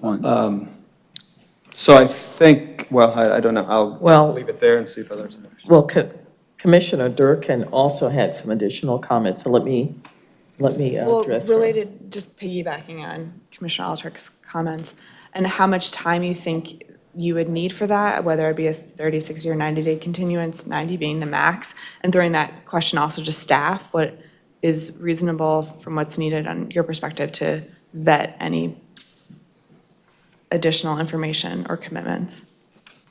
Grace Smith with the Planning Department. I'm not 100% sure what information is that you want or that you're looking for, but I guess I would look to the applicant. I would, you know, do you think that do you know what you're supposed to be bringing back? Do you think 30 days is sufficient? I think anytime we ever come back, it's never been allowed to be 30 days. You know, I think 60 days is Right. appropriate. I said 30 days because I wasn't sure Yeah. what you're thinking, but 60 You know, days is we'll go perfectly back and acceptable. We'll go back and rewatch the video, and, you know, for any, you know, might not always take the best notes as I listen, so to re-listen to all the comments will be important to do, and for any other questions, we, you know, reach out to you for any further clarifications to provide you the additional clarity you're asking for. Can I also encourage you that within that 60 days to keep meeting or meet again with the community so that you understand their concerns better Sure. and that your commitments address some of their concerns, if that's feasible? Yeah, we'll reach out to the neighborhood, have another neighborhood meeting in that timeframe. You know, there will be the issue of River Rock Drive. I mean, there's no way to get around that. You know, regarding the affordability question, not once have we ever made a commitment at Planning Commission to how much affordable housing we provide. We know City Council asks for it. We know City Council demands it. So as we've done in all of the zonings we've ever done, we've brought before you, we've always made a commitment that we would be doing that at City Council. So that's why we did not come here prepared to say this much. You know, so yeah, we'll meet with the neighborhood and we'll come back and hopefully provide you the additional, short of showing you an exact layout, we will hopefully provide some additional clarity to gain your support. Staff only has one other comment. I'm glad you said that, Mr. Shunk. So just want a reminder to everyone, I know the members of you that have been on the commission for quite some time understand the concept of the development plan, but the development plan is not a site plan and it's not typically show a lot of layout or building footprint, parking spaces, things like that. So I know the applicant had mentioned that he didn't know that we were looking for a layout, but I know that Mr. Shunk can guide you through that, because anything that you bring back and you show would be committed. And so please work with Ms. Sunyak and the staff before you would bring something in here that would kick you back to us for another review, because then you're going to run out of time if you take 60 days and then you bring something that might kick you back to another review. So we'll work with you on that, but I wanted to say that on the record so that the commission understood what the limitations of not the limitations, but what the typical development plan looks like. We don't normally see those things because so many things can change when you get to site plan, and Mr. Dobrinsky will actually talk about that in a few minutes. So at any rate, I just wanted to put that out there. And so, and so you're asking for a 60-day continuance, Mr. Shunk? Yes, ma'am. Okay.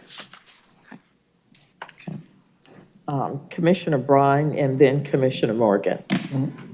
Let Commissioner Morgan go. I was just going to make a motion. Okay, not quite ready. I think the only comment I was going to make was you kind of answered as any kind of thing to ease the concerns of the neighborhood would be great, just sort of an idea of what you're planning and how the transition would work. And much like what staff has kind of cautioned as far as what you would be able to commit to as well. But anything that would provide more clarity for the community there, I think you'll have more people for the development versus what you have here tonight. Okay. Thank you. Thank you. I think we're ready for the motion. Commissioner Bryan? Hold on. I'm sorry, Chair. No, I need to clarify something. The meeting in September, just to make sure for the record, it will be continued to September the 10th. September the 10th. I'm going to recognize Commissioner Miller, who then may So I ask have a a question. question for the lady who raised her hand.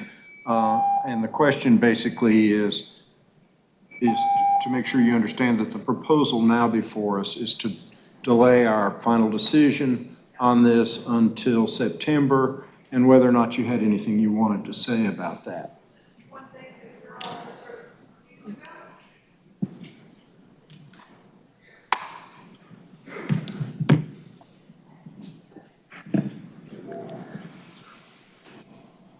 Just wanted to address one thing that we're all confused about. At the neighborhood interest meeting or development meeting, they mentioned building something identical to Magnolia Point, and referenced large apartment buildings and affordable housing, and that's where we're getting that from. That didn't come from us, that came from them.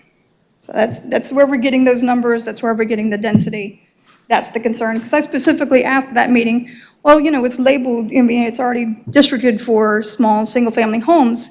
Even if you increase the density to townhomes, it's fully sufficient for that small, it's 12 acres, it's not so big. But to put, multiple units on that property is very dense, considering what the neighbors are. Thank you, and the continuation will give you an opportunity to get more specifics, because it sounds like you will still have some additional questions. Thank you. I'm now ready for that motion. Regarding case Z1900007 Chalk Level Road, I move that we reopen the public hearing and continue it until September 10th, 2019. Second. It has moved by Commissioner Bryan and second by Commissioner Al Turk that we continue, that we reopen the public hearing for Chalk Level Road in 60 days? Yeah, that's September 10th, 60. September the 10th. 10th. I'm sorry, September the 10th. And continue this item. All in favor of this motion, let it be known by a roll call vote. Yes. Yes. Yes. Yes. Yes. Yes. Yes. Yes. Yes. Yes. Yes. Thank you. We have one final item under new business, an information presentation site plan review process.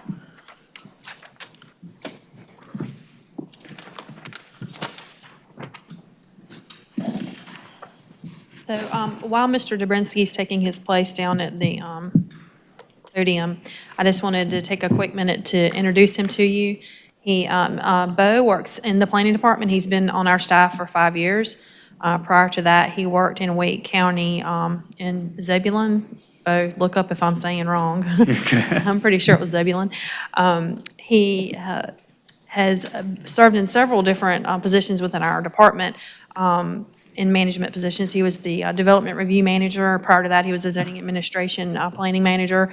He is now a DSC senior planning manager, and he's got a wealth of knowledge when, as far as site plans and what happens with entitlements after the zoning stage.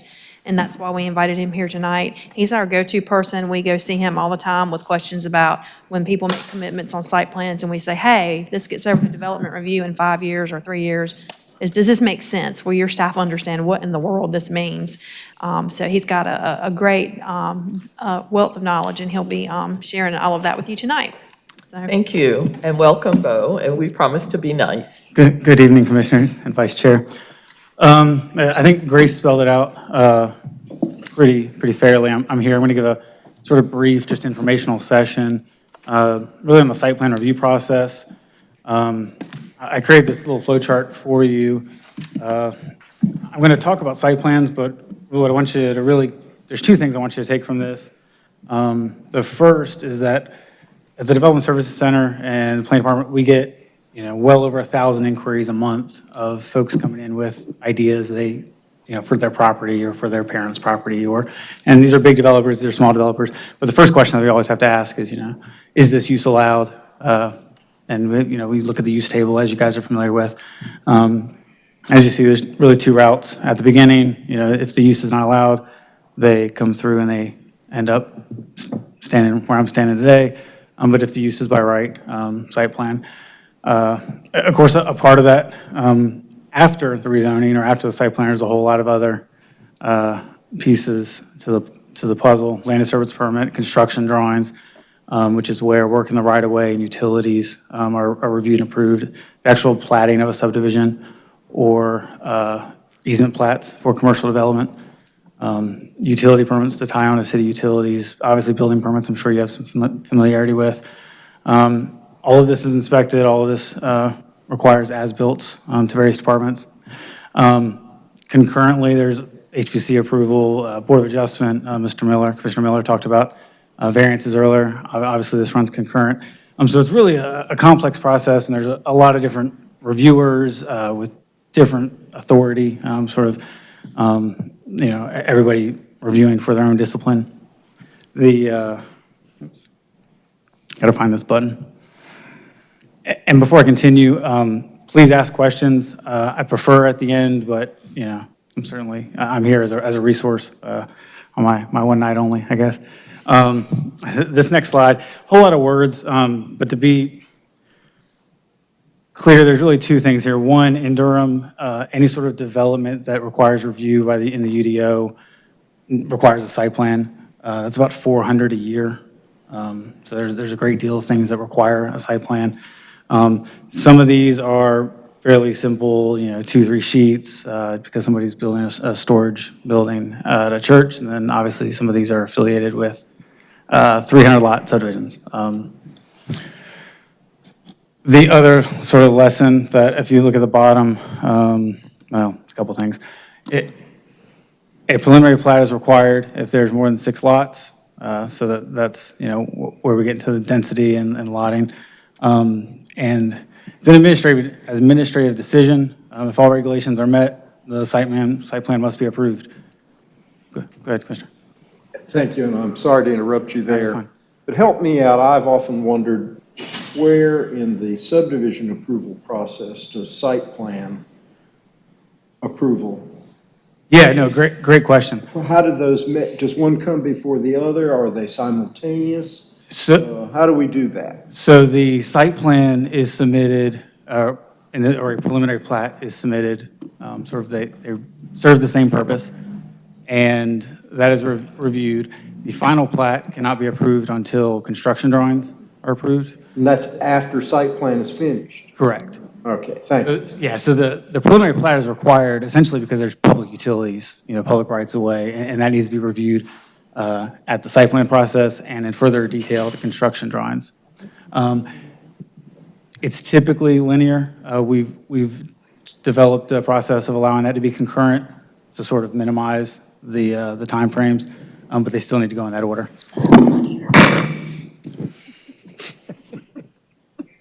But yeah, the last thing I was saying is, it's an administrative decision, so if you meet the standards in the UDO, you are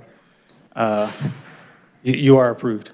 So a lot of times there's no discretion. As you guys discussed, there's some things that may be good or bad. We're looking at the policies that you help recommend and using those to review. Yes, sir. So, back to the point that I interrupted. Yeah. It's an administrative function. If they're meeting the requirements, even if somebody who is involved in the review would prefer that it would be done a different way, you have to approve it. Yes. But I'm sure in a lot of site plan approval is talking with the developer about the best ways to do things, and a lot of times developers agree. In other words, the site plan that emerges from the approval process is different from the site plan that came in, not simply because they have to make changes, but because they choose to make changes after discussion. After discussion here? After discussion, no, at the site plan process. Certainly, and that varies applicant to applicant. We have pre-submittal meetings where we usually go over the ordinance requirements, typically. But it is somewhat of a collaborative process where we may provide input, but we're only bound to the law, to the ordinance. So, just typical requirements. I won't go through reading all of those, but I do, one thing just I want to point out is I said there are 400 site plans a year, roughly, give or take. Some of these are 2 or 3 sheets. We do have some for these residential subdivisions, these PDRs. We are spending hundreds of hours of staff time reviewing 30, 40 sheets at a time for 3, 4, 5, sometimes more iterations.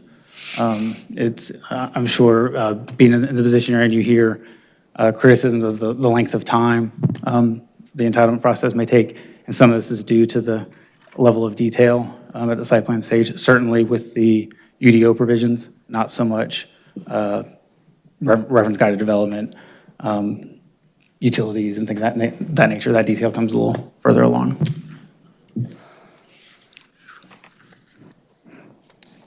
Sorry, my cheat sheet died, so I gotta go.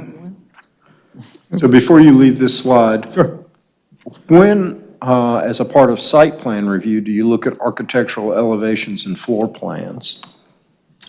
Yeah, so I have an example later in the slideshow, but architectural elevations are required if there are design standards from a development plan.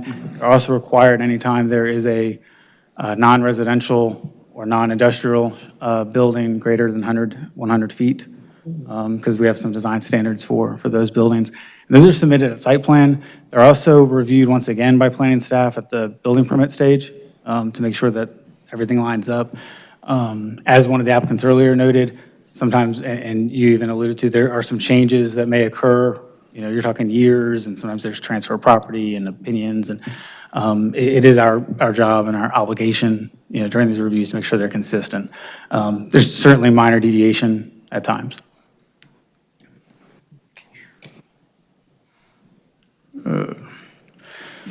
I've picked a couple. I'm not going to go through all 12 of those slides. We want to go home fairly early. Typically, the site plan will have a cover sheet, and of note here, you have your site data, very similar to when you see your development plans. A lot of the notes are similar. We transfer one to the next, and it's important that at site plan stage, we make sure that all those design commitments and text commitments follow. You'll also see there's a box for special conditions of approval. These are specific to utilities or transportation. If there was a commitment for affordable housing and there was a mechanism used as a part of that approval, this is where that would be listed. And of course, this follows for the building permit or any subsequent site plans or development in the future. So what makes a condition for approval special is it's not something that just is reposed in the ordinance. Yeah. It's something that flows from some other place, like a development plan commitment, or perhaps even a condition imposed by the Historic Preservation Commission in certain buildings. 100% correct. A great example, or one that I had in my notes that I lost, was if you're in the downtown design district and you want to use one of the provisions for additional height, whether it be a green roof or public art or something of that nature, this is where you would list the details of that and how it's programmed.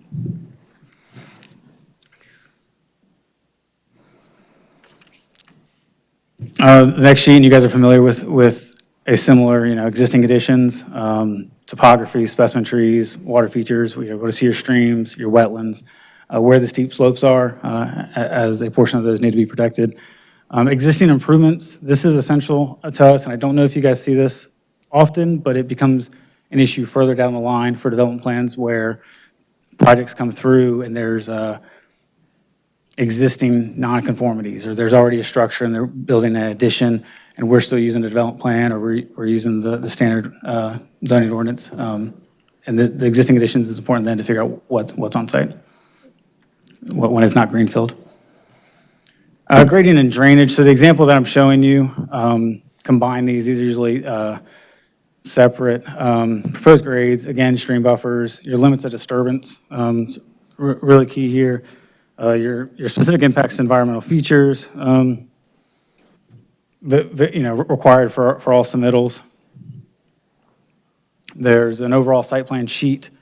Now, this is probably where most of the UDO provisions for planning are looked at. This is where we see, the parking rate, the parking dimensions, structures, where are they located? Are they meeting the minimum or maximum setbacks? Trails, where they're located, walkways, pedestrian connectivity, essentially all the physical improvements, density, unit count for apartments. This is covered here. As you can see, and one of the reasons I kind of use these examples, the sheets sort of lay on top of each other, and it becomes a final product. This site plan actually becomes, this is the Triangle Curling Center, Sohi Drive. Where the planning department probably spends the most time reviewing, from my experience, development review, is the landscape sheet. As you guys are aware, we have a lot of project boundary buffers required. We have a lot of tree coverage required. Landscape sheet's gonna have your plant list, it's gonna have the area where it's shown, tree sampling areas. This is a very small site, very simple. If residential subdivisions, this can be 10 to 15 sheets. Depending on, you'll see a couple examples later, but depending on if it's a natural buffer or constructed, it'll look a lot different. As you see in this plan, there's a stream buffer on site. They're showing the 50-foot buffer, the 10-foot no build. Yeah. Do you guys have any questions about this one?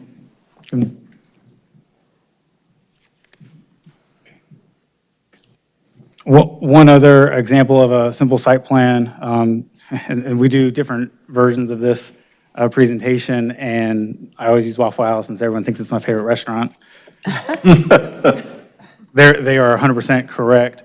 But the important thing I just want to point out on here is, if you look in the top left, there's a bike rack detail. Essentially, we have sheets and sheets of details.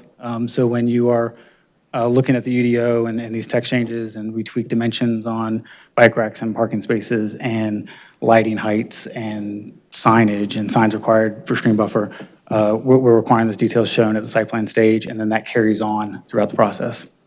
So if I'm a developer and I want to show a detail of something like a bike rack, which I'm assuming is not something I'm going to build, but something I'm going to acquire from a supplier of bike racks, instead of showing a detail or a picture, can I make a reference to a trade publication or something that illustrates it? We would require that you verify that they have it. Well, that they meet the dimensions and the standards of the ordinance.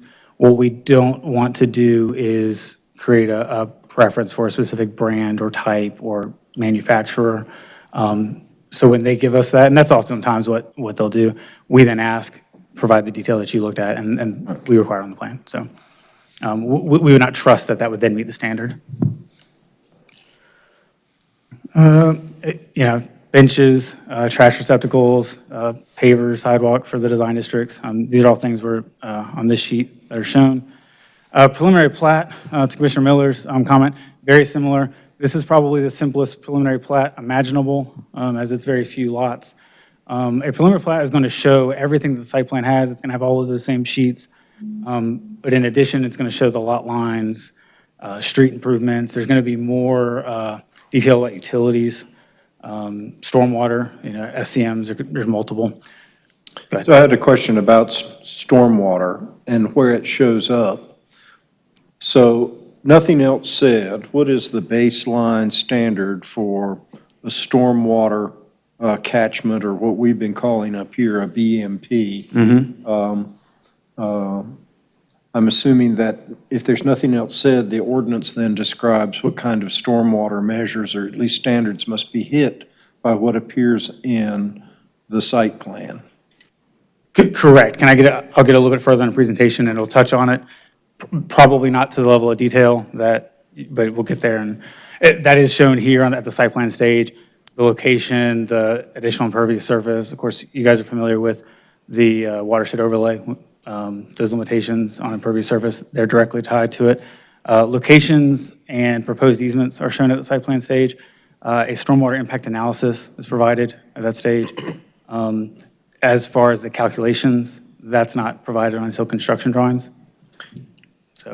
So if you wanted to insist that a developer supply more than the ordinance minimum requirement for stormwater control, that's something that would have to be required then of like a commitment in a development plan or something somewhere else along the line.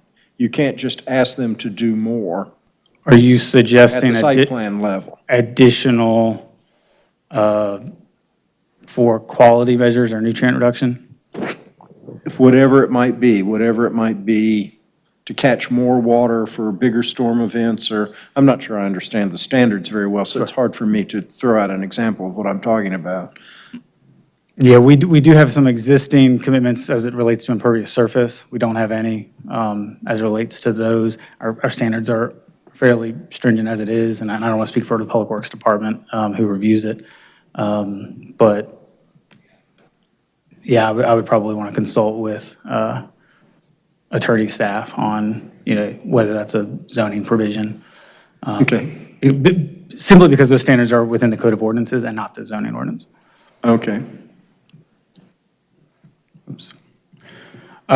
One sort of lesson, and this is familiar with development plans as well, as, we distribute it to several other reviewers. Site plans, it's as many as 15 to 16 at any time in terms of other reviewing agencies, departments.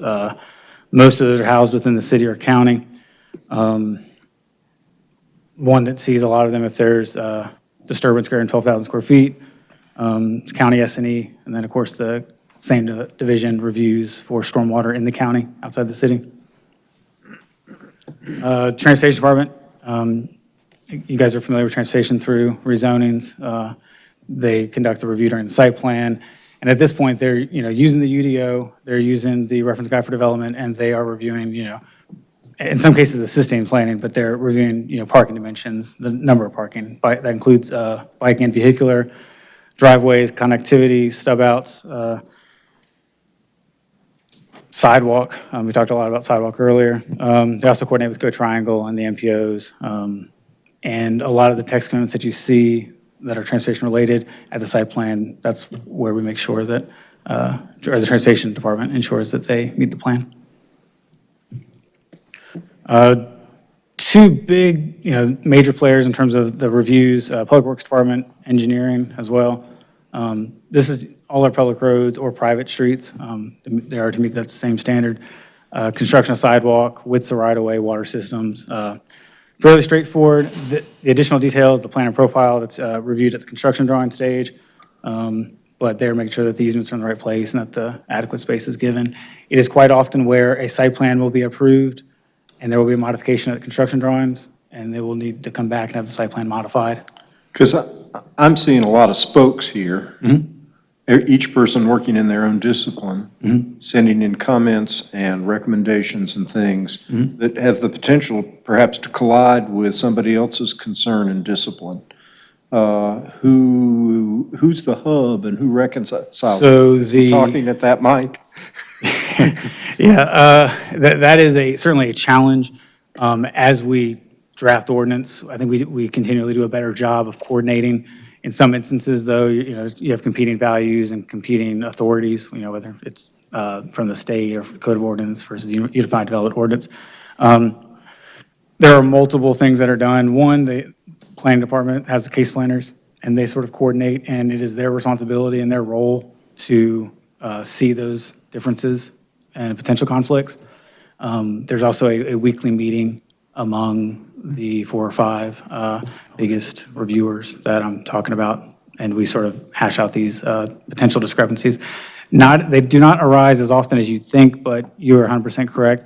A lot of times, one of these would be landscape buffers. We require landscape buffers, but that's the same place somebody wants to put utilities or Stormwater catchment. Sure.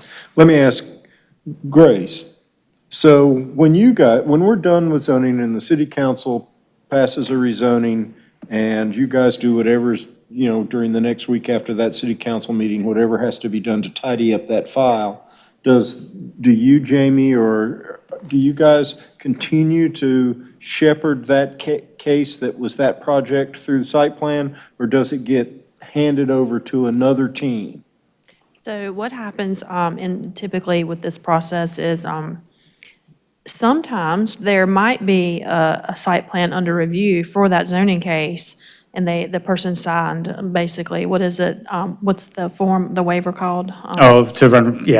Occasionally they will submit a site plan and it will be under review for the proposed development. It might even be under review while the zoning's tracking through. Right. So, but normally what we do, we do not shepherd the case anymore. What we do is we close the case and we file it away in the appropriate file cabinet.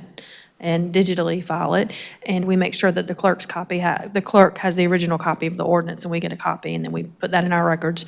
And we're there if, and then we have 2 meetings a week in the department with all of our teams, and then we're available as a resource. So if, when it gets over to development review, they can pick our brains about what we know about it or what the intent was behind some of the commitments. I will say that it doesn't happen that fast, though. A lot of times, I mean, I get called to meetings twice a week now, or I get called in there to talk about things that were approved in the 90s that are just now being built out, or maybe. Oh, right. It's on the developer's schedule. Right, it just depends on, it is all on their schedule. So that's why we don't necessarily shepherd it through, because sometimes it goes away for a while before it comes back to life. But typically, we're available, and we do help. And we even help try to figure out with older plans, we'll do research and look at staff reports and try to figure out what happened with those. Yeah, I guess to harken back to earlier, even if they are in the greatest of hurries, there's a certain amount of time that it takes to provide the level of detail that we're asking for at the site plan stage compared to the level of detail that may be appropriate at the zoning stage. So, yeah, but the majority of our site plans are for very old rezonings, and it takes many years, or sometimes they never develop. Yes? Can I ask a follow-up question to what Grace said? So sometimes the site plan is being reviewed before it gets approved by the governing bodies for a It can be rezone? under review. It can be under review, but it cannot be stamped as approved until the part that we're reviewing is approved. And that's not very often. It's just sometimes that they go ahead and, someone might submit it, maybe they have a deadline, they may even have some financing that they're trying to obtain that they have to do by a certain date. And so it tracks kind of simultaneously with the zoning, and it just sits and waits. If the zoning gets behind, it just sits and waits and sits and waits. And then if the zoning gets approved, the site plan can be stamped approved if it's compliant with the zoning. But it's not a significant number of them that it would just No, overburden? I would Okay. think, Bo can answer that question better than I can, and there's not a lot that I'm aware of. Okay. That doesn't happen very often. Yeah, I mean, I don't want to under or oversell it, but it's Right. a thing that we allow. We do allow it, but it's not, I can't say exactly the percentage, but it's not a lot. At their own risk. Yeah, and it's at their own risk, because it's a substantial investment to submit that site plan and have that review ongoing while you're doing the zoning, so. Thank you.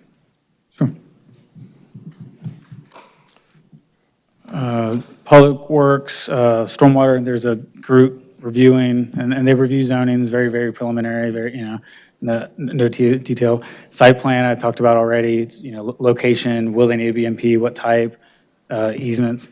They're using the Code of Ordinances, the Reference Guide for Development, and there's some bits in the UDO as well. They're also, yearly certifications, maintenance, inspections. Our stormwater program with City of Durham is, I would think, something to be proud of in terms of the amount of effort and time they spend during the review and, of course, after the fact.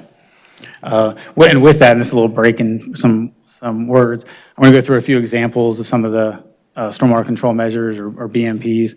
I'm certainly not an engineer, so I won't speak on their performance, but I did request, what are the 4 most common, and what do they look like, and I think it may be helpful, just taking a look at, hey, this is the ponds or bioretention as you go through. As you see, Hendrick South Point, large, and they have more than one. And of course, if there's, I think if the expectation is greater than the 1% event, then you have to provide some sort of SCM. I can't go into any greater detail. I'll gladly help, provide that information. But in terms of nutrient or quality standards, that varies by basin. So. Constructed wetland. This is just a by right residential subdivision. I believe this was reviewed about 15 years ago. City barbecue, a theme with restaurants. This is a great example of an old development plan from 1996, but the site plan came in much, much later with the bioretention area. As you see, a more natural environment. I did want to show this because it's not what we think of when we think of SCMs, but they're all over the place. It's the sand filter underground. This is the Wooded School building, not far from here at Umstead Road. This was underground, and then this is what it looks like today. within the parking lot. This was a rezoning for a PDR. There's some apartments and I believe a daycare. So how does the water get into that? Where's it, It's where are the piped. inlets? It's piped and collected throughout the area. Now, in this particular one, I don't know the specifics. And of course, this had a lot of existing development, which they added to, so that may change the sort of the inlets and the access points for it. Some more reviewers that are on, Parks and Rec, reviewing for greenways, Inspections Department for handicap accessibility. They have a staff member reviewing for fire prevention. Urban Forestry, the General Service Department is reviewing anytime we have trees proposed within the right-of-way. There are other reviewers with the county as well as the state NCDOT that may be involved.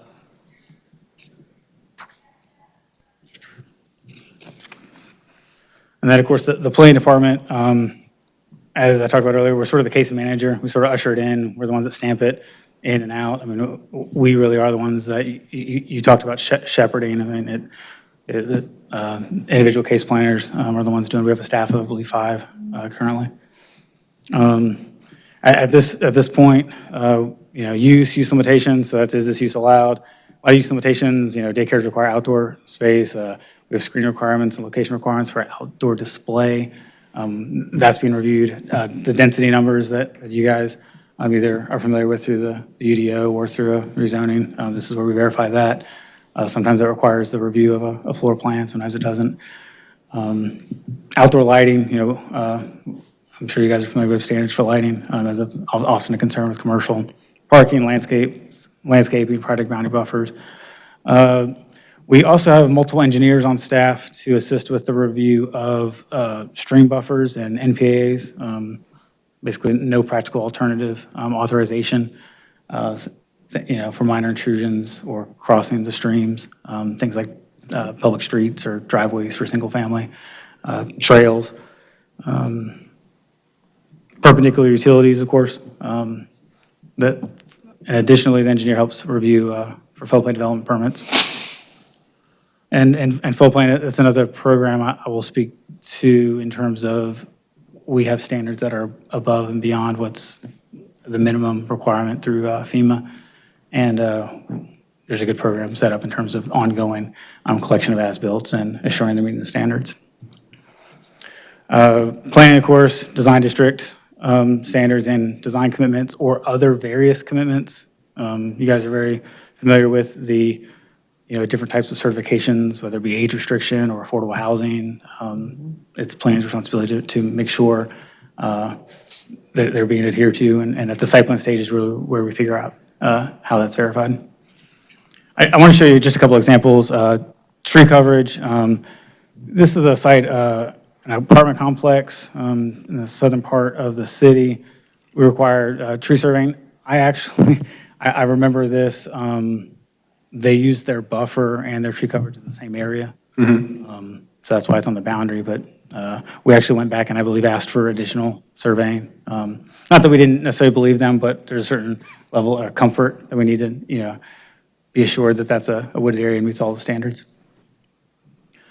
Same situation here. I was actually the reviewer on this. This was the Harris Teeter on Highway 70 towards southeast near Raleigh. In this instance, they provided pictures. You'll see this quite often also when they're using their existing vegetation for a natural buffer. And as you see, this is a large tree coverage area, so there's a lot of sample areas. Sometimes we frequently have site plans of, many of the 400 where it's just a small area, that's a very minor improvement. They want to build a garage, and we still require the sampling. This is an example of, I zoomed in here on the landscape plan. It's a 40% opacity landscape buffer, 20 foot.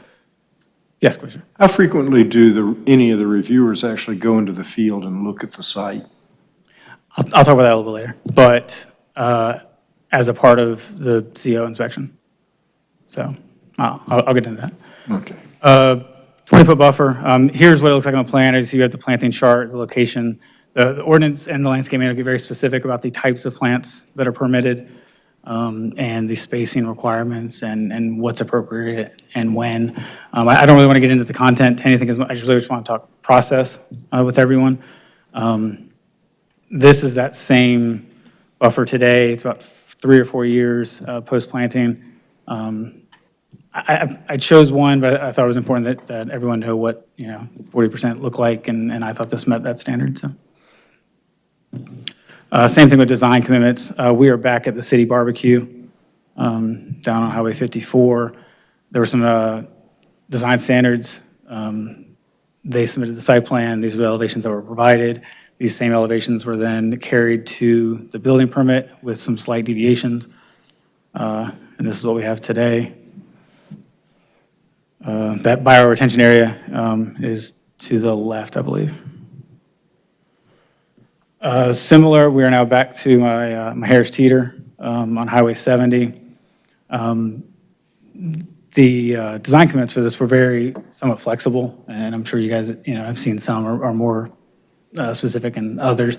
I think to Grace's point earlier, I think it's important to remember that whatever is committed to, we will hold that to them at the site plan stage, and if it doesn't meet that standard, then they have to come back through for a rezoning, which of course is, a lengthy amount of time and resources, and so we just need to, be aware of that when we're doing our site plan review, that it's consistent. And of course, this is what was constructed today.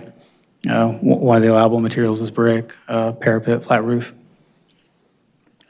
I'm bringing the flow chart back just to sort of reiterate that that was just this one sort of piece in the puzzle and one cog. The typical site plan for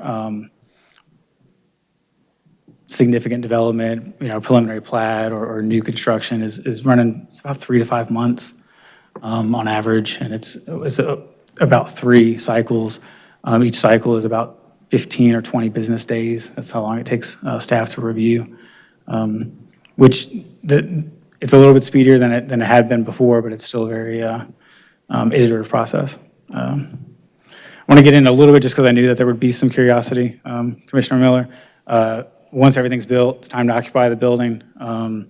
There are CO inspections conducted by a multitude of departments. Obviously, inspections is the obvious, and the fire marshal. I think we're all sort of familiar with that. Public Works Engineering is conducting inspections throughout the entire process. Yes. So not long ago, we talked about introducing into our scheme zoning permits. Where is that? And where would that? I can speak to that. Rather than require a separate approval for everything that was included on the zoning permit, I don't have that language in front of me, so I'm not sure what the planning department has begun as of, I believe, February 1st. We are now reviewing all building permits that have additional square footage. So if it requires a plot plan, there's a planner reviewing it. This is a significant change. Back to that flow chart, it comes fairly late in the process. Correct. It's a fail-safe. Absolutely. Certainly for the, for the elevations and those design commitments, we're also reviewing every single family house. Okay. So there are Because thousands. the building inspector's already doing all that for single-family houses. Correct, yes. Well, no, but we're reviewing the single family houses for impervious surface limits and setbacks. Okay. Public Works Engineering is conducting inspections throughout the entire process, sidewalks, utilities, transportation, pavement markings. They coordinate with DOT in terms of inspections. I talked about this earlier with stormwater. They're collecting as-built. They're doing inspections and yearly certifications. Also contribution to a replacement fund.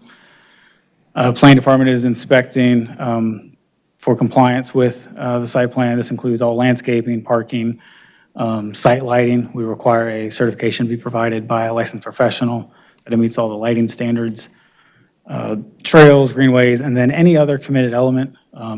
This, as you guys are aware, could vary, but it's sort of, planning is usually the last sign-off when it's time to occupy the building. And that's it for my presentation. I will gladly answer or try to answer any questions that you have. On the flow chart, you had the site plan or the preliminary plat. Is it either or do they eventually catch up with each other? So the majority of our site plans are commercial development or non-residential. Commercial. Yeah. There are some non-residential developments that require preliminary plat, business parks or industrial. They're very similar in your site plan can serve as your preliminary plat. Okay, so you really can. It can be used fairly interchangeable. I just had them both in the same spot in the process because if we were talking about a non-residential or residential site, they would be in the same spot in the flow chart. Okay. So you said 3 to 5 months, and that was for the site plan, or that was site plan all the way down to certificate of occupancy? That's a site plan. Okay. How long do you know, more or less? I mean, that would vary based on the development that I couldn't place a time on. If it ran smoothly? It depends on what you're constructing. Obviously, if it's a 27-story building downtown, it would take multiple years. Of course, a true love never does run smooth. Like a Subdivisions take years. Yeah, I would be hesitant to say in terms of build out. I will say that since we've been doing concurrent review with construction drawings, I do think that the overall timeframe, one time you obtain your zoning approval to getting your entitlements is probably shortened. I plan on looking at that a little bit more once we have some time elapse. I don't think we've had enough time to really see a difference. Do you know how it compares more or less to other communities? Do you think it's about average? I know that's a tough question, but. Sir, yeah. To other large communities, it's fairly average. In the ballpark. Yeah, we do have some additional requirements, as I talked about stormwater a little bit. Yeah. We have some geographical challenges with stormwater too that require different review that a lot of times takes a few more cycles. Yeah. Some of this is feedback that I receive. It is difficult sometimes looking at other jurisdictions because some combine site plan and construction drawings. Some require less site plans for things, or some require more. So it's not apples to apples, but we've made a lot of ground, I think, in terms of shortening the process in the last few years. I think for a while we were on the long side. So for like that Briar Creek Corners, Harris Teeter, assuming that it's going smoothly, how frequently would the reviewers actually come together, or do they now? There is no longer a requirement for the reviewers to come together. In that instance, there is a required pre-submittal meeting for anything that has a development plan or anything in a design district. And at that time, you've got all of the reviewers in the room together with the applicant, looking at plans that are about 60% complete, usually more, certainly with a large project like that. So they're together then. There's also occasionally some optional resubmittal meetings that occur. And then, like I said, there's a weekly meeting of the supervisors for all those groups where we bring, issues with individual cases.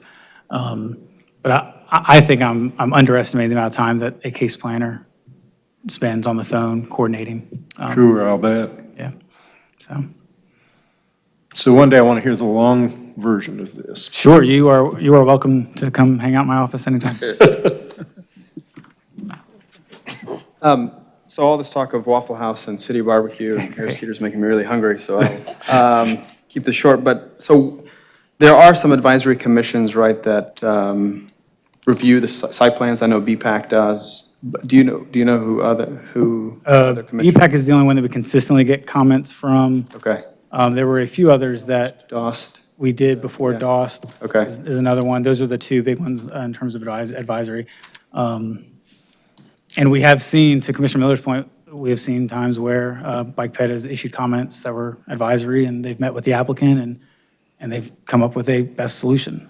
That being said, we're limited in our authority to what the ordinance says. Right.